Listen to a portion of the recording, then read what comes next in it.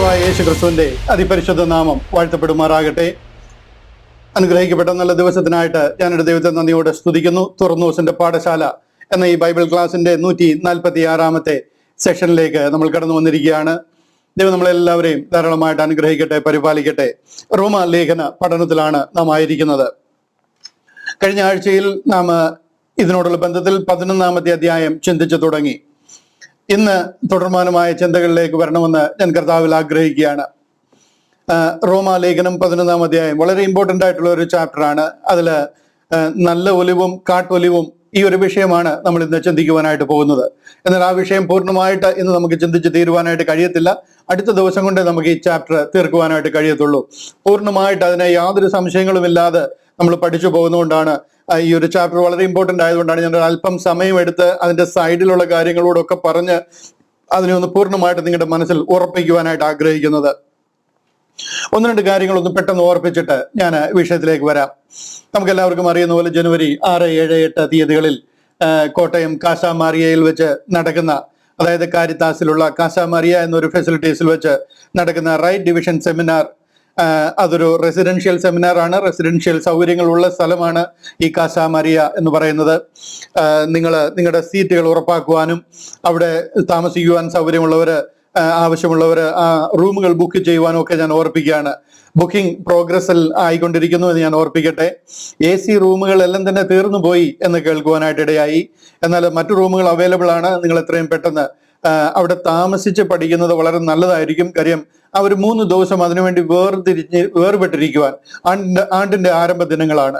ഒരു നല്ല തുടക്കം നമുക്ക് ലഭിക്കുവാൻ, വചനത്തിൽ ഉറപ്പോടെ മുന്നോട്ട് പോകുവാൻ, വേർവിട്ടിരുന്ന് കർത്താവിന്റെ വചനം പഠിക്കുവാനും ധ്യാനിക്കുവാനും കഴിയുമെന്നുണ്ടെങ്കിൽ കുടുംബമായിട്ടും കുട്ടികളോട് ചേർന്നും ഒക്കെ വരുവാൻ ഞാൻ നിങ്ങളെ ഓർപ്പിക്കുകയാണ്.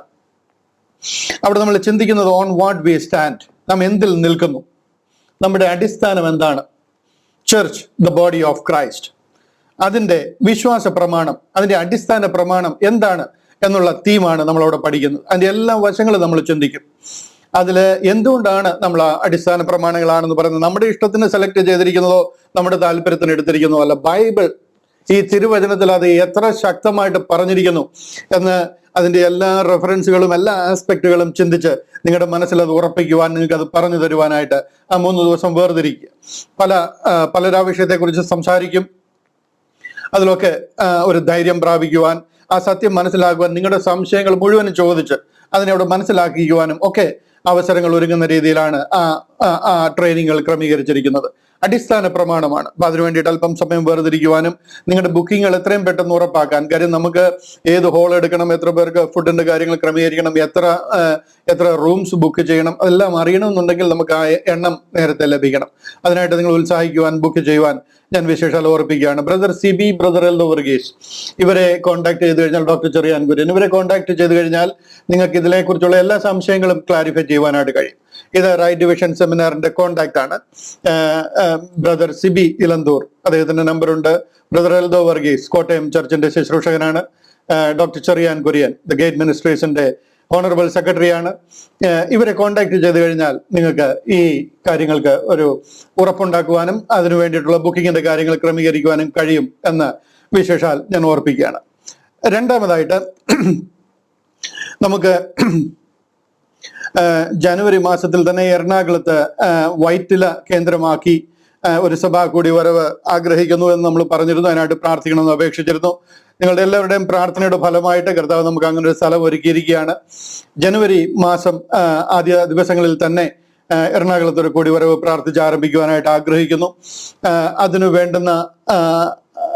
വേണ്ടുന്ന തുടർന്നുള്ള എല്ലാ കാര്യങ്ങളും കർത്താവിന്റെ കൃപ വ്യാപരിക്കേണ്ടതിനായിട്ട് പ്രത്യേകം പ്രാർത്ഥിക്കുവാൻ വേണ്ടി ഓർപ്പിക്കുകയാണ്. എൽദോ വർഗീസ് ബ്രദറിനെയോ ഡോക്ടർ ചെറിയാൻ കുര്യനെയോ ബന്ധപ്പെട്ട് കഴിഞ്ഞാൽ അത് എവിടാണ്, എങ്ങനെയാണ് എന്നുള്ളതിന്റെ ഡീറ്റെയിൽസ് ഒക്കെ നമുക്ക് ലഭിക്കുവാനായിട്ട് ഇടയായി തീരും. വരുന്ന ബൈബിൾ ക്ലാസ്സിലും ഞാൻ അതിനെക്കുറിച്ച് അനൗൺസ് ചെയ്യും. എൽദോ ബ്രദറിന്റെയും ഒക്കെ വീഡിയോയിൽ നിങ്ങൾക്ക് അതിന്റെ കൂടുതൽ ഇൻഫർമേഷൻസ് ലഭിക്കുന്നതാണ്. അതുപോലെ തന്നെ എറണാകുളം ഏറിയ ആ ജില്ലയിൽ അല്ലെങ്കിൽ അടുത്ത സ്ഥലങ്ങളിലെ കോട്ടയത്തിന്റെയും ആ ഭാഗത്തു നിന്നൊക്കെ ഈ ആരാധനയ്ക്ക് പോയി സംബന്ധിക്കുവാനായിട്ട് ആഗ്രഹിക്കുന്നവർ ദയവായിട്ട് എൽദോ ബ്രദറിനെയും ഡോക്ടർ ചെറിയാനെയും ഒക്കെ കോൺടാക്ട് ചെയ്യുവാനായിട്ട് ഓർപ്പിക്കുകയാണ്. അടുത്ത ഒരു വിഷയം കൂടെ പറഞ്ഞ് നമ്മുടെ പഠനത്തിലേക്ക് വരാം. അടുത്തതൊരു അല്പം സാഡ് ന്യൂസ് ആണ്. അതായത് അടുത്ത ആഴ്ചയിൽ നമുക്ക് ക്ലാസ് ഉണ്ടായിരിക്കുന്നതല്ല. ഞാൻ ഒരിക്കലും പ്രതീക്ഷിച്ചിരുന്നില്ല ഒരു ക്ലാസ് മിസ്സാകേണ്ടതായിട്ട് വരുമെന്ന്. പക്ഷെ എന്നുണ്ടെങ്കിൽ അൺഫോർച്ചുനേറ്റ്ലി എനിക്ക് വീണ്ടും ഇവിടെ നിന്നും വെളിയിൽ പോകേണ്ടതായിട്ട് വരുന്നു. അപ്പോൾ 13-ാം തീയതി ഞാൻ സ്ഥലത്തുണ്ടായിരിക്കത്തില്ല, 18-ാം തീയതി മടങ്ങിയെത്തും. അപ്പൊ അതുകൊണ്ട് അടുത്ത ആഴ്ചയിൽ നടക്കേണ്ടുന്ന ബൈബിൾ ക്ലാസ് നമുക്ക് കാണത്തില്ല. എന്നാൽ 20-ാം തീയതി ഡിസംബർ 20-ന് നടക്കുന്ന ബൈബിൾ ക്ലാസ് ഉണ്ടാവും. അതായിരിക്കും ഈ വർഷത്തെ അവസാനത്തെ ബൈബിൾ ക്ലാസ്. നമുക്ക് എല്ലാവർക്കും അതിൽ കൂടി വരാം, ചേർന്ന് പ്രാർത്ഥിച്ച ഈ വർഷത്തെ മീറ്റിങ്ങുകൾ അവസാനിപ്പിക്കുകയാണ്. അതുകൊണ്ട് അടുത്ത ആഴ്ചയിലില്ല, അതിനടുത്ത ആഴ്ചയിൽ നമുക്ക് ബൈബിൾ ക്ലാസ് ഉണ്ടായിരിക്കും. ഈ റോമാലേഖനം 11-ാം അധ്യായം നമ്മളൊന്ന് ചിന്തിച്ച് ഫൈനലാക്കി തൽക്കാലം നമ്മളൊന്ന് ബ്രേക്ക് എടുക്കും. അതിനുശേഷം ജനുവരി മാസത്തിൽ വീണ്ടും ഈ ക്ലാസ് പുനരാരംഭിക്കും. അതിനുശേഷമേ നമുക്ക് റോമാലേഖനത്തിൽ നിന്നുള്ള ടെസ്റ്റ് ഉണ്ടാകത്തുള്ളൂ എന്ന് ഞാൻ ഓർപ്പിക്കുകയാണ്. ഈ പഠനം തീർന്നതിന് ശേഷമേ അതുണ്ടാകത്തുള്ളൂ. അതുകൊണ്ട് 20-ാം തീയതിത്തെ ക്ലാസ്സിൽ എല്ലാവരും മുടങ്ങാതെ കടന്നു വരണം എന്ന് ഓർപ്പിക്കുകയാണ്.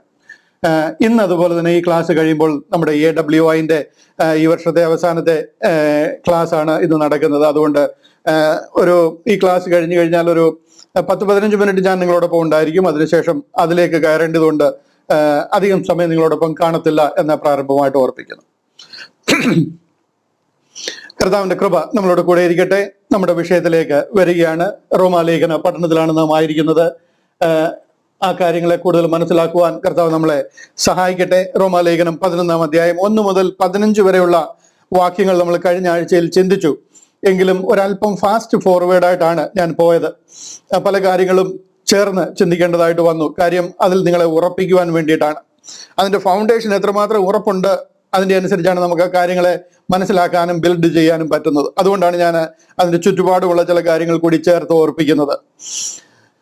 അതിൽ നിന്ന് ഒരു പ്രധാന ടേക്ക് അവേ, മുഴുവനും നമുക്ക് ചിന്തിക്കുവാൻ കഴിഞ്ഞില്ല എങ്കിൽ ഒരു പ്രധാന ടേക്ക് അവേ നിങ്ങൾ അറിഞ്ഞിരിക്കേണ്ടത്, നിങ്ങൾക്ക് അതിൽ നിന്ന് തീർച്ചയായിട്ടും നിങ്ങൾക്ക് നിങ്ങളുടെ ഹൃദയത്തിൽ സംഗ്രഹിക്കേണ്ടതായിട്ടുള്ളൊരു വിഷയമുണ്ട്. അത് ദൈവത്തിന് അവരോടുള്ള പദ്ധതി ഇൻഡിവിജ്വൽ സാൽവേഷൻ അല്ലായിരുന്നു എന്നുള്ളതാണ്. പ്രത്യുത ഇസ്രായേൽ ഒരു രാഷ്ട്രമായിട്ടുള്ള രക്ഷയാണ്. അവിടെ പറയുന്നതിന്റെ രത്ന ചുരുക്കം അതാ. ഒരു ഇൻഡിവിജ്വൽ സാൽവേഷൻ അല്ല, ഒരു രാഷ്ട്രമായിട്ടുള്ള രക്ഷയാണ്. അത്തിമരമാണ്, ഒരു അത്തിപ്പഴമോ അല്ലെങ്കിൽ ഒരു അത്തി ഇലയോ അല്ലെങ്കിൽ അത്തിയുടെ ഒരു കൊമ്പോ ഒന്നും അല്ല. അതൊരു അത്തി മരമാണ്, അല്ലെങ്കിൽ ഒരു ഒലിവ് മരമാണ്. ആ ഇസ്രായേൽ ആസ് എ നേഷൻ, ഒരു ഹോൾ നേഷനായിട്ടാണ് കാണിക്കുന്നത്. അബ്രഹാമിനോടുള്ള ദൈവത്തിന്റെ വാഗ്ദത്തമാണ്. ഒരാളെ രക്ഷിക്കാമെന്നല്ല, ആ ഒരു വലിയൊരു സന്തതി പരമ്പരയാണ്. 1000 തലമുറയോളം എൻ്റെ ആ പ്രോമിസ് അവരുടെ കൂടെ ഉണ്ടായിരിക്കുമെന്ന് പറഞ്ഞു. ഒരു വാക്യം ഞാനൊന്ന് കാണിച്ചിട്ട് ഈ വിഷയത്തിലേക്ക് വരാം. സങ്കീർത്തനം 105-ന്റെ 8-ാമത്തെ വാക്യം അവിടെ പറയുന്നുണ്ടോ, അവൻ തന്റെ നിയമത്തെ എന്നേക്കും താൻ കൽപ്പിച്ച വചനത്തെ 1000 തലമുറയോളം ഓർക്കുന്നു. ഈ 1000 തലമുറ എന്ന് പറഞ്ഞ 1000 വർഷമല്ല, ഒരു തലമുറ കുറഞ്ഞത് 100 വർഷമാണ്. 1000 തലമുറ എന്ന് പറയുമ്പോഴത്തേന് ഏകദേശം 1,00,000 വർഷമാണ്. ഇന്ന് കർത്താവ് ആദാമിനെ സൃഷ്ടിച്ചിട്ട് 6000 വർഷമേ ആയിട്ടുള്ളൂ. നമുക്ക് അതിനുള്ള ഹിസ്റ്ററി ബൈബിളിൽ നിന്ന് തന്നെ ലഭിക്കും. 6000 വർഷമായി ആദമിനെ സൃഷ്ടിച്ചിട്ട്. ഈ പറയുന്നത് 1,00,000 വർഷത്തോളം തലമുറയോളം ഓർക്കുന്നുവെന്ന്. അടുത്ത വാക്യം കണ്ടില്ലയോ? അതിന്റെ അടുത്ത വാക്യം കണ്ടില്ലയോ? അവൻ അബ്രഹാമിനോട് ചെയ്ത നിയമവും ഇസഹാക്കിനോട് ചെയ്ത സത്യവും തന്നെ 1000 തലമുറ, അതായത് തലമുറയായിട്ട് ആ സത്യത്തെ ദൈവം ഉറപ്പിക്കുക. ദൈവത്തിന് അത് വിട്ടേച്ചു പോകാൻ പറ്റത്തില്ല. അബ്രഹാമിനോട് ചെയ്ത നിയമം, ഇസഹാക്കിനോട് ചെയ്ത സത്യവും അതിനെ അവൻ യാക്കോബ് എന്ന് പറയുന്നതാണ് ഇസ്രായേൽ, യാക്കോബിന് ഒരു ചട്ടമായും ഇസ്രായേലിന് ഒരു നിത്യ നിയമമായും നിയമിച്ചു. അടുത്ത വാക്യം, നിന്റെ അവകാശത്തിന്റെ ഓഹരിയായി ഞാൻ നിനക്ക് കനാൻ ദേശം തരും എന്ന് അരുളി ചെയ്തു. ഇത് ദൈവത്തിന്റെ വാഗ്ദത്തം, ഇത് നിത്യ നിയമമാണ്, ഇത് എറ്റേണൽ പൊസഷൻ. കുറച്ചു നാളത്തേക്ക് ടെമ്പററി ആയിട്ട് കൊടുത്ത ഒരു കാര്യത്തെക്കുറിച്ചല്ല ഈ പറയുന്നത്. ഇത് അവരുടെ ജന്മ അവകാശമാണ്, ഇൻഹെറിറ്റൻസ്. ഇത് ഒരു രാഷ്ട്രമായിട്ട് അവർക്ക് ലഭിക്കുന്ന കാര്യത്തെക്കുറിച്ചാണ് ഈ 11-ാമത്തെ അധ്യായത്തിൽ പറഞ്ഞു വരുന്നത്. 9ഉം 10ഉം എല്ലാം അത് തന്നെയാണ് പറയുന്നത്. ഒരു ഇൻഡിവിജ്വലിന്റെ കാര്യമല്ല ഇവിടെ ഈ പറയുന്നത്. ഇത് ദൈവം പിന്നീട് ഇത് എങ്ങനെ അബ്രഹാമിനോട് പറഞ്ഞു, ഇസഹാക്കിനോട് പറഞ്ഞു, പിതാക്കന്മാർ കൊടുത്ത ഈ വാഗ്ദത്തം പിന്നീട് വന്ന പിതാക്കന്മാരിലൂടെ ഉറപ്പിച്ചു, മോശയിലൂടെ ഉറപ്പിച്ചു, ദാവീദിലൂടെ അത് ഉറപ്പിച്ചു. മനസ്സിലായോ? പിന്നീട് അനേക പ്രവാചകന്മാരിലൂടെ ഇത് കൺഫേം ചെയ്യുക. ഈ പ്രവാചകന്മാരെല്ലാം പറഞ്ഞിരിക്കുന്ന കാര്യം എന്ന് പറയുന്നത്, ദൈവം നിങ്ങൾക്ക് അരുളി ചെയ്തിട്ടുള്ള വാഗ്ദത്തം തരാൻ വിശ്വസ്തനാണ്. നിങ്ങൾ ദൈവത്തിൽ നിന്ന് അകന്നു പോയിരിക്കുന്നു, അതുകൊണ്ട് മടങ്ങി വരിക, യഥാസ്ഥാനപ്പെടുക, അല്ലെങ്കിൽ ദൈവം നിങ്ങളെ അടിക്കും, ദൈവം നിങ്ങളെ ഓടിക്കും. ഇതെല്ലാമാണ് ഈ പ്രവാചകന്മാർ വന്ന് അവരോട് പറഞ്ഞിട്ടുള്ളത്. ഇതിലാണ്, ഈ വാഗ്ദത്തത്തിലാണ് അവരെല്ലാം ഉറച്ചു നിൽക്കുന്നത്. ജോൺ ദ ബാപ്റ്റിസ്റ്റ് ലോകത്തിൽ വന്നപ്പോഴും ദൈവം അയച്ചിട്ട് ഒരു മനുഷ്യൻ ലോകത്തിൽ വന്നു. അദ്ദേഹത്തിന്റെ പ്രസംഗം ഇത് തന്നെയാണ്. സ്വർഗരാജ്യം, ദൈവരാജ്യം സമീപിച്ചിരിക്കുന്നു, നിങ്ങളാണ് ആ തലമുറ, നിങ്ങൾ അതിലേക്ക് കടക്കാൻ പോകുന്നു, ഗെറ്റ് റെഡി. മാനസാന്തരപ്പെടാൻ പറയുക. അതിന്റെ പുറകാലെ കർത്താവ് വരിക. കർത്താവിന്റെയും പ്രസംഗ വിഷയം ഇത് തന്നെയാണ്. സ്വർഗരാജ്യം സമീപിച്ചിരിക്കാൻ മാനസാന്തരപ്പെട്ട് സുവിശേഷത്തിൽ വിശ്വസിപ്പീൻ. ഇതായിരുന്നു കർത്താവിന്റെ മിനിസ്ട്രിയുടെ ഫോക്കസ് എന്ന് തന്നെ വേണമെങ്കിൽ പറയാം. ആര് സ്വർഗരാജ്യത്തിൽ കടക്കും, ആര് കടക്കത്തില്ല, അതിലെങ്ങനെ കടക്കാൻ കഴിയും, കടക്കാതെ പോകുന്നവരുടെ ഗതി എന്തായി തീരും, മണവാളന് വേണ്ടി കാത്തിരിക്കുന്ന മണവാട്ടി, വിളക്കിൽ എണ്ണയുള്ള 10 കന്യകമാര്, ഇതെല്ലാം അവരെ കുറിച്ച് പറഞ്ഞിരിക്കുന്നത്. ആ 10 കന്യകമാര്, വിളക്കിൽ എണ്ണയോട് കാത്തിരിക്കുന്ന മണവാളന് വേണ്ടി കാത്തിരിക്കുന്ന കന്യകമാര്, നിലം പാട്ടത്തിന് ഏൽപ്പിച്ചിട്ട് പരദേശത്തേക്ക് പോയിരിക്കുന്ന കുലീനനായ മനുഷ്യൻ. കർത്താവ് അനേക ഉപമകൾ പറഞ്ഞിട്ട് സ്വർഗരാജ്യം, ദൈവരാജ്യം, ആ കുലീനനായ മനുഷ്യൻ മടങ്ങി വരാൻ പോകുന്നു, നിങ്ങൾ വിശ്വസ്തരായി കാണണം, ഏൽപ്പിച്ചിരിക്കുന്ന താലന്ത് വ്യാപാരം ചെയ്ത് വിശ്വസ്തനായിരിക്കണം, ഇതെല്ലാം അവരോട് പറയുന്ന കാര്യങ്ങൾ. പക്ഷെ എന്നുണ്ടെങ്കിൽ ഇതൊക്കെ പറയുന്നെങ്കിലും അവരുടെ ഹൃദയം തടിച്ചിരിക്കുക, അവർ ദൈവത്തിൽ നിന്ന് അകന്നു പോയിരിക്കുക. അപ്പസ്റ്റസി, അതായത് വിശ്വാസത്യാഗം സംഭവിച്ച ജനമെന്ന് വേണേൽ പറയാം. മഹാപുരോഹിതന് കർത്താവിനെ മനസ്സിലാകാത്ത രീതിയിൽ വിശ്വാസത്യാഗം സംഭവിച്ച ജനമാണ്. അതുകൊണ്ടാണ് കർത്താവ് ഉയർത്തെഴുന്നേറ്റ ശേഷം 40 നാൾ അവരോട് കൂടെ നടന്ന് ഈ കാര്യം തന്നെയാണ്, സ്വർഗരാജ്യം, ദൈവരാജ്യത്തെ കുറിച്ച് അവരോട് വീണ്ടും പ്രസംഗിക്കുക. അയ്യോ കർത്താവേ, ഇത് തന്നെയല്ലേ കഴിഞ്ഞ 3.5 വർഷമായിട്ട് ഇവരോട് പ്രസംഗിച്ചത്? അതേ, 3.5 വർഷം ഇവരോട് പ്രസംഗിച്ചത് ഇത് തന്നെയാണ്. പക്ഷെ എന്നിട്ടും കർത്താവ് പോയി എന്നറിഞ്ഞപ്പോഴത്തേന്, കർത്താവിനെ പിടിച്ചു എന്നറിഞ്ഞപ്പോഴത്തേന് എല്ലാവരും വിട്ടേച്ച് പോയി കഴിഞ്ഞു. പത്രോസ് അകലം വിട്ട് പിൻചെല്ലുക. ഒരു ബാല്യക്കാരി ചോദിച്ചപ്പോൾ തന്നെ ഞാൻ അവനെ അറിഞ്ഞിട്ടേ ഇല്ല, എനിക്ക് കണ്ടിട്ടേ ഇല്ല, എനിക്ക് അറിയത്തേ ഇല്ല എന്ന് പ്രാഗ്. കർത്താവിനെ ക്രൂശിച്ചു എന്ന് അറിഞ്ഞു കഴിയുമ്പോഴത്തേന് പഴയ വലയും വള്ളവും ഒക്കെ തപ്പിയെടുത്ത് മീൻ പിടിക്കാൻ പോകുക. ഇവർക്കൊന്നും അവരുടെ ഹൃദയം തടിച്ചിരിക്കുക, അവരുടെ കണ്ണ് കുരുടായിരിക്കുക, എന്താ പറയുന്നത്, വിശ്വാസത്യാഗം സംഭവിച്ചിരിക്കുന്ന ഒരു ജനമാണ്. അതിൻ്റെ ഒരു കാരണം ഈ തിരുവെഴുത്തുകളൊക്കെ അവരുടെ കയ്യിലുണ്ട്, ഇങ്ങനെ വായിച്ചു പോകുന്നുണ്ടെങ്കിലും ഇത് അവർക്ക് ഗ്രഹിക്കാൻ കഴിയുന്നില്ല. അതുകൊണ്ടാണ് ദൈവം അവരുടെ കണ്ണ് തുറക്കുന്നത്. ഈ കഴിഞ്ഞ ആഴ്ചയിൽ ഞാൻ കാണിക്കണമെന്ന് വിചാരിച്ചൊരു വാക്യം അതെടുക്കാൻ പറ്റിയില്ലായിരുന്നു. ഈ വാക്യമാണ് ഞാൻ ഉദ്ദേശിച്ചത്. ലൂക്കോസിന്റെ സുവിശേഷം 24-ാമത്തെ അധ്യായം, അതിന്റെ 45-ാമത്തെ വാക്യം. ലൂക്കോസിന്റെ സുവിശേഷം 24-45 വാക്യം. അവിടെ ഇങ്ങനെയാ പറയുന്നത്. ഇത് കണ്ടില്ലേ, അവിടെ പറയുകയാണ്, തിരുവെഴുത്തുകളെ തിരിച്ചറിയേണ്ടതിന് ദൈവം അവരുടെ ബുദ്ധിയെ തുറന്നു. കർത്താവിന്റെ മരണ പുനരുദ്ധാനത്തിന് ശേഷം പന്തിരുവരോട് കർത്താവ് സംസാരിക്കുമ്പോൾ എന്താണ് സംസാരിച്ചിരിക്കുന്നത്? ഇത് നിങ്ങൾ പ്രാർത്ഥിച്ചുകൊണ്ടിരിക്കുന്നത്, നിങ്ങളുടെ പിതാക്കന്മാർ മുതലേ കാത്തുകൊണ്ടിരിക്കുന്നതും നിങ്ങൾ ദിനം പ്രതി തല തല്ലി പ്രാർത്ഥിക്കുന്ന വിഷയമായത്. അതവർക്ക് മനസ്സിലാകേണ്ടതിന്, തിരുവെഴുത്തുകളെ തിരിച്ചറിയേണ്ടതിന് ദൈവം അവരുടെ ബുദ്ധിയെ തുറന്നു. മനസ്സിലായോ? ഈ ബുദ്ധിയെ തുറന്നു കഴിഞ്ഞപ്പോഴാണ് അവർക്ക് കാര്യങ്ങൾ മനസ്സിലാകുവാനായിട്ട്, ഓരോന്നോരോന്നും അവർക്ക് മനസ്സിലാകുവാനായിട്ട് ഇടയാകുന്നത്. ആ ബുദ്ധിയെ തുറന്നു കഴിഞ്ഞിട്ട് കർത്താവ് അവരോട് സംസാരിക്കുന്ന വിഷയം എന്തുവാ? അവരോട് സംസാരിക്കുന്ന വിഷയം ദൈവരാജ്യത്തിന്റെ വിഷയമാണ്. കണ്ടോ, അപ്പോസ്തല പ്രവൃത്തികൾ 1-ാം അധ്യായത്തിൽ പറയുന്നുണ്ടോ? പറഞ്ഞുകൊണ്ട് താൻ ജീവിച്ചിരിക്കുന്നുവെന്ന അനേക ദൃഷ്ടാന്തങ്ങളിൽ അവർക്ക് കാണിച്ചു കൊടുത്തു. അവൻ കഷ്ടം അനുഭവിച്ച ശേഷം 40 നാളോളം അവർക്ക് പ്രത്യക്ഷനായി ദൈവരാജ്യം സംബന്ധിച്ച കാര്യങ്ങൾ. കണ്ടോ, ഈ കാര്യങ്ങൾ അവർക്ക് മനസ്സിലാകാൻ വേണ്ടിയിട്ട് അവരുടെ ബുദ്ധിയെ തുറന്നത്. കർത്താവ് ഇത് തന്നെ അവരോട് ഇതിനു മുമ്പും പ്രസംഗിച്ചിട്ടുള്ളതെങ്കിലും ഉയർത്തെഴുന്നേറ്റിട്ട് വീണ്ടും 40 രാവും പകലും അവരോട് കൂടെ നിൽക്കുക. ആ 40 രാവും പകലും അവരോട് സംസാരിക്കുന്നത് ദൈവരാജ്യമാണ്. കാര്യം ഇപ്പോൾ അവരുടെ കണ്ണ് തുറന്നിരിക്കുക.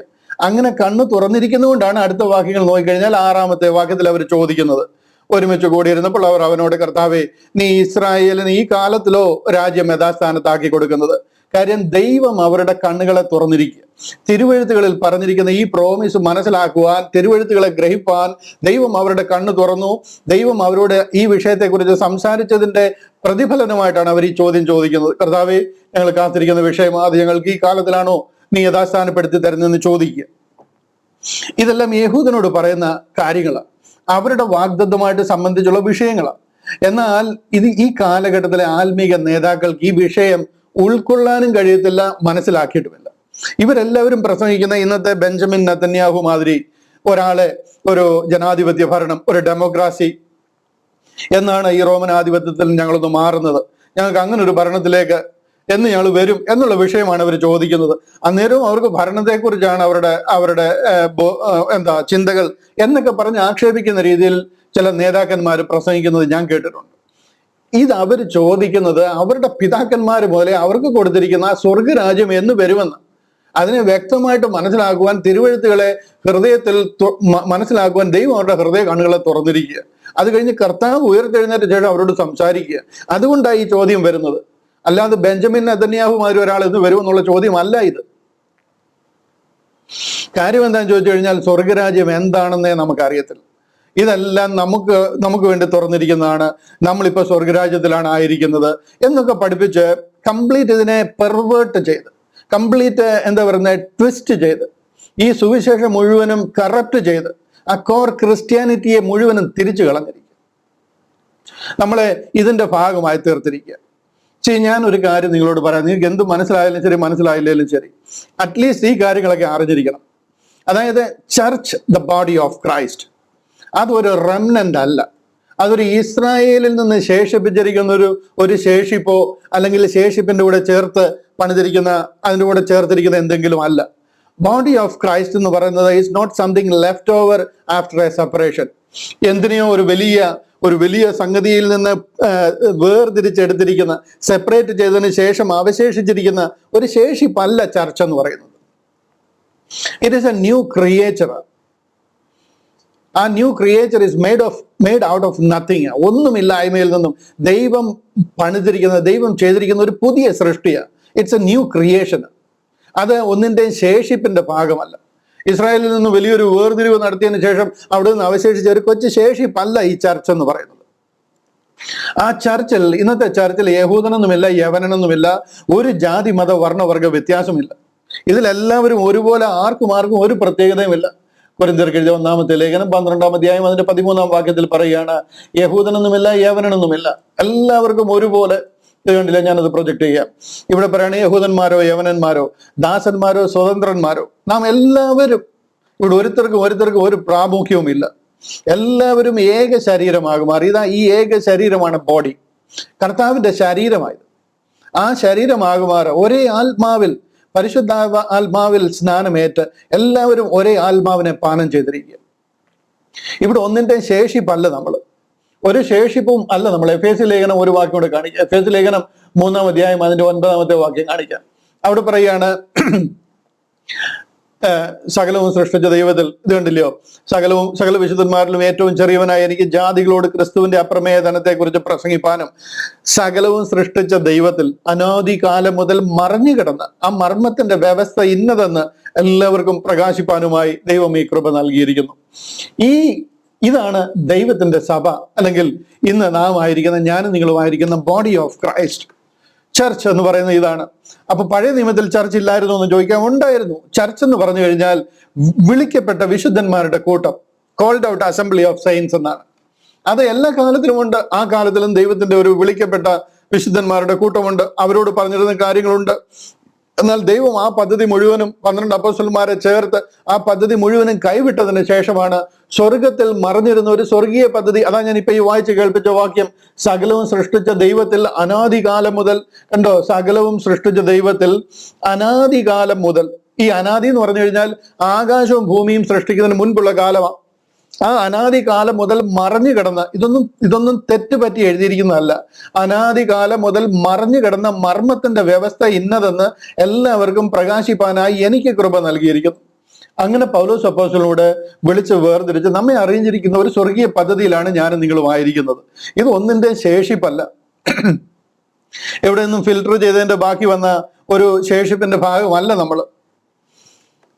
ഒരു സെപ്പറേഷന് ശേഷം ലെഫ്റ്റ് ഓവർ ചെയ്ത റെമനന്റ് അല്ല ക്രിസ്ത്യാനിറ്റി എന്ന് നിങ്ങൾ അറിഞ്ഞിരിക്കുക. എന്നാൽ അപ്പോസ്തല പ്രവൃത്തികൾ ഇവിടെ നോക്കിക്കഴിഞ്ഞാൽ നമുക്കറിയാം 13-ാം അധ്യായം.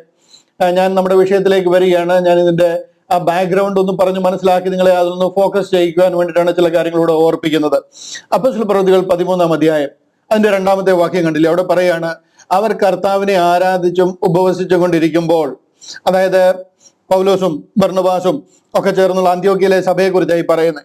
അവിടെ ആരാധിച്ചുകൊണ്ടിരിക്കുമ്പോൾ 13-ാമത്തെ അധ്യായമാണ്. അവിടെ പറയുകയാണ്, ഞാൻ ബർന്നബാസിനെയും ശൗലിനെയും വിളിച്ചിരിക്കുന്ന വേലയ്ക്കായിട്ട് അവരെ എനിക്ക് വേർതിരിപ്പീൻ എന്ന് പരിശുദ്ധാത്മാവ് പറഞ്ഞു. പരിശുദ്ധാത്മാവാണ് ലോകത്തോട് ഇടപെട്ടുകൊണ്ടിരിക്കുന്നത്.